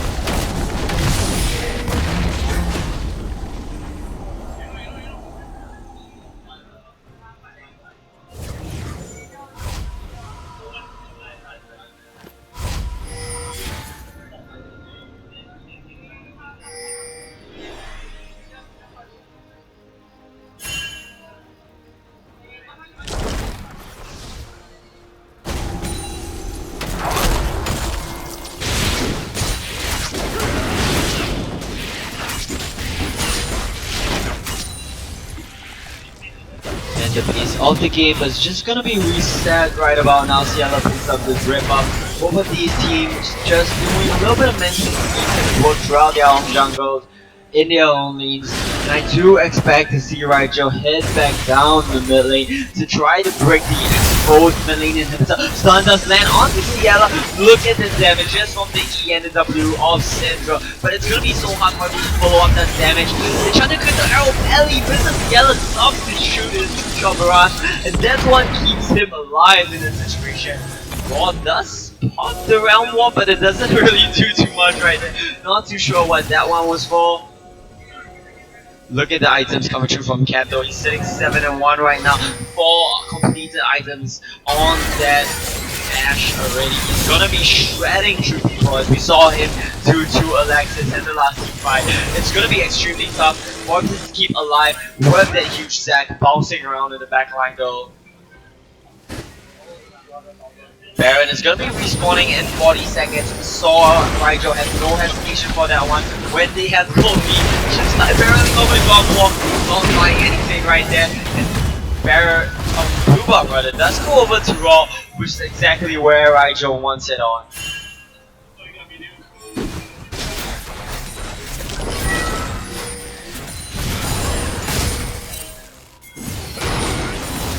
We're gonna get caught out a bit right there. Taiwan of one misses his jump. He's just gonna back off after taking an act through the space. NYZ are gonna start setting up around this Baron. They have huge sub potential with this one. Shinsuke is gonna get jumped on by Revive though. Revive does not want him able to join the team.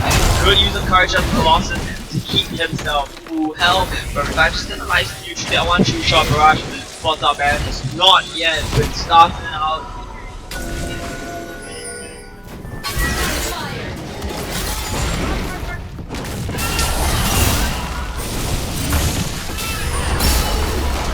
NYZ are not gonna go for the Baron just yet though. They do have the potential to turn around this one, but not opting for it just yet.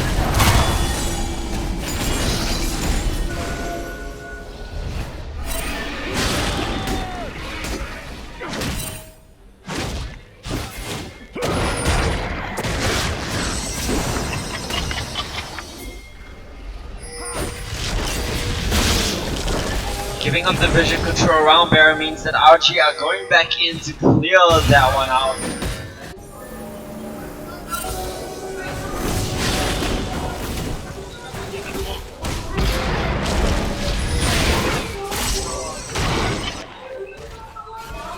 RG also gonna give up control around the Baron pit, just disengaging it back into their own side of the map.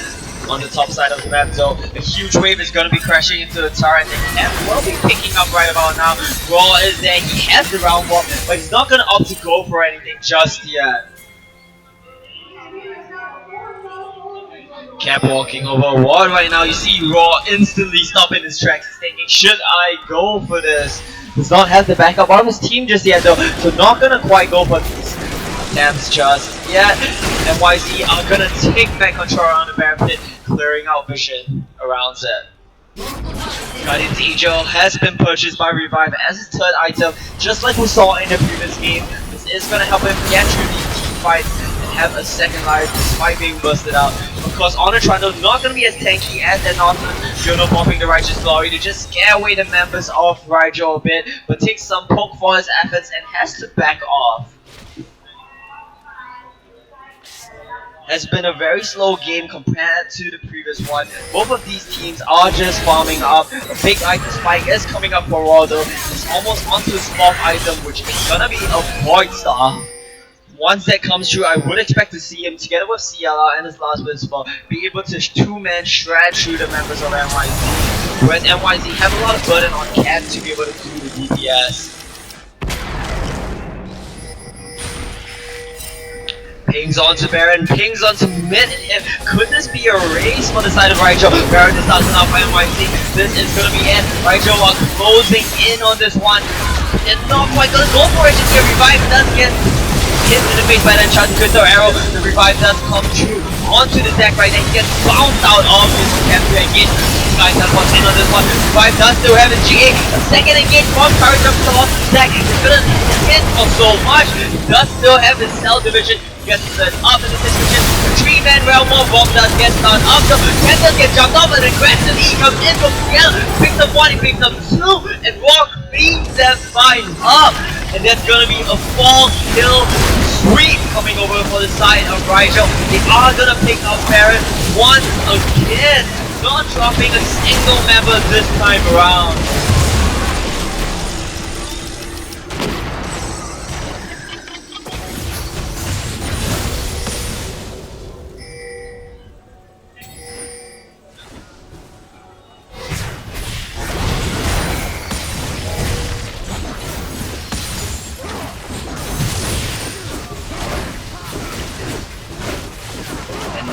RG are gonna use this time window to go and break the mid lane inhibitor turret.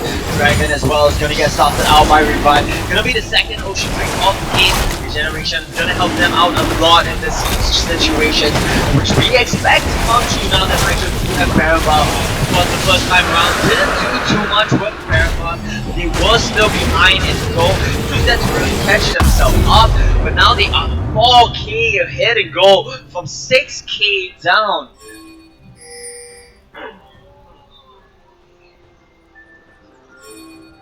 They are going to be pushing the advantage in this situation. It looks like it will be a complete spread across the map for RG.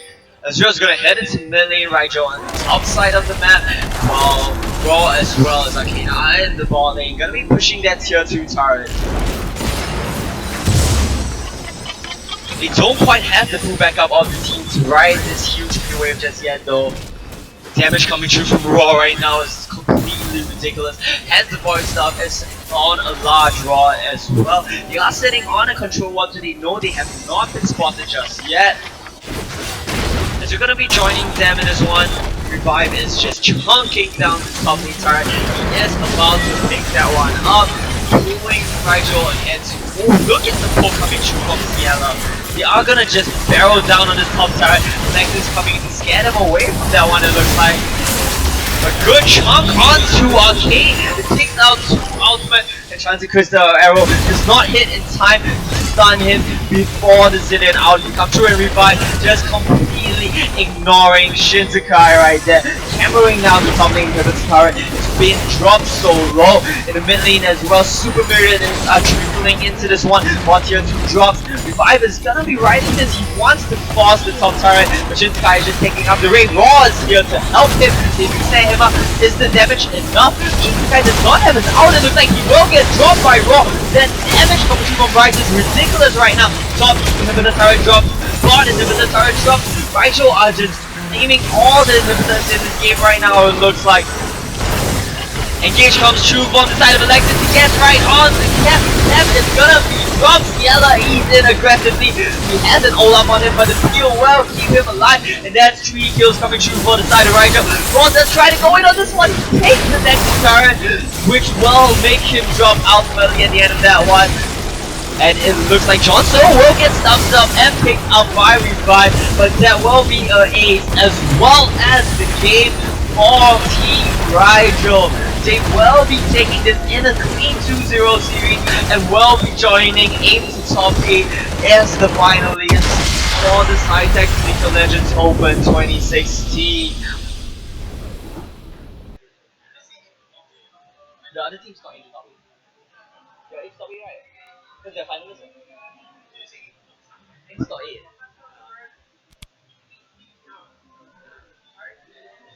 And actually, Ezreal's topping their damage charts for the side of Rigel. Given enough time to farm up by his team, he does manage to catch up quite well and does insane amounts of damage in this team fight, even topping Raw's Rise out on that one. And we will have both the 3rd and 4th placing match between Lulai as well as NYZ on Sunday, and the finals match between Team Rigel and Aim to Top 8.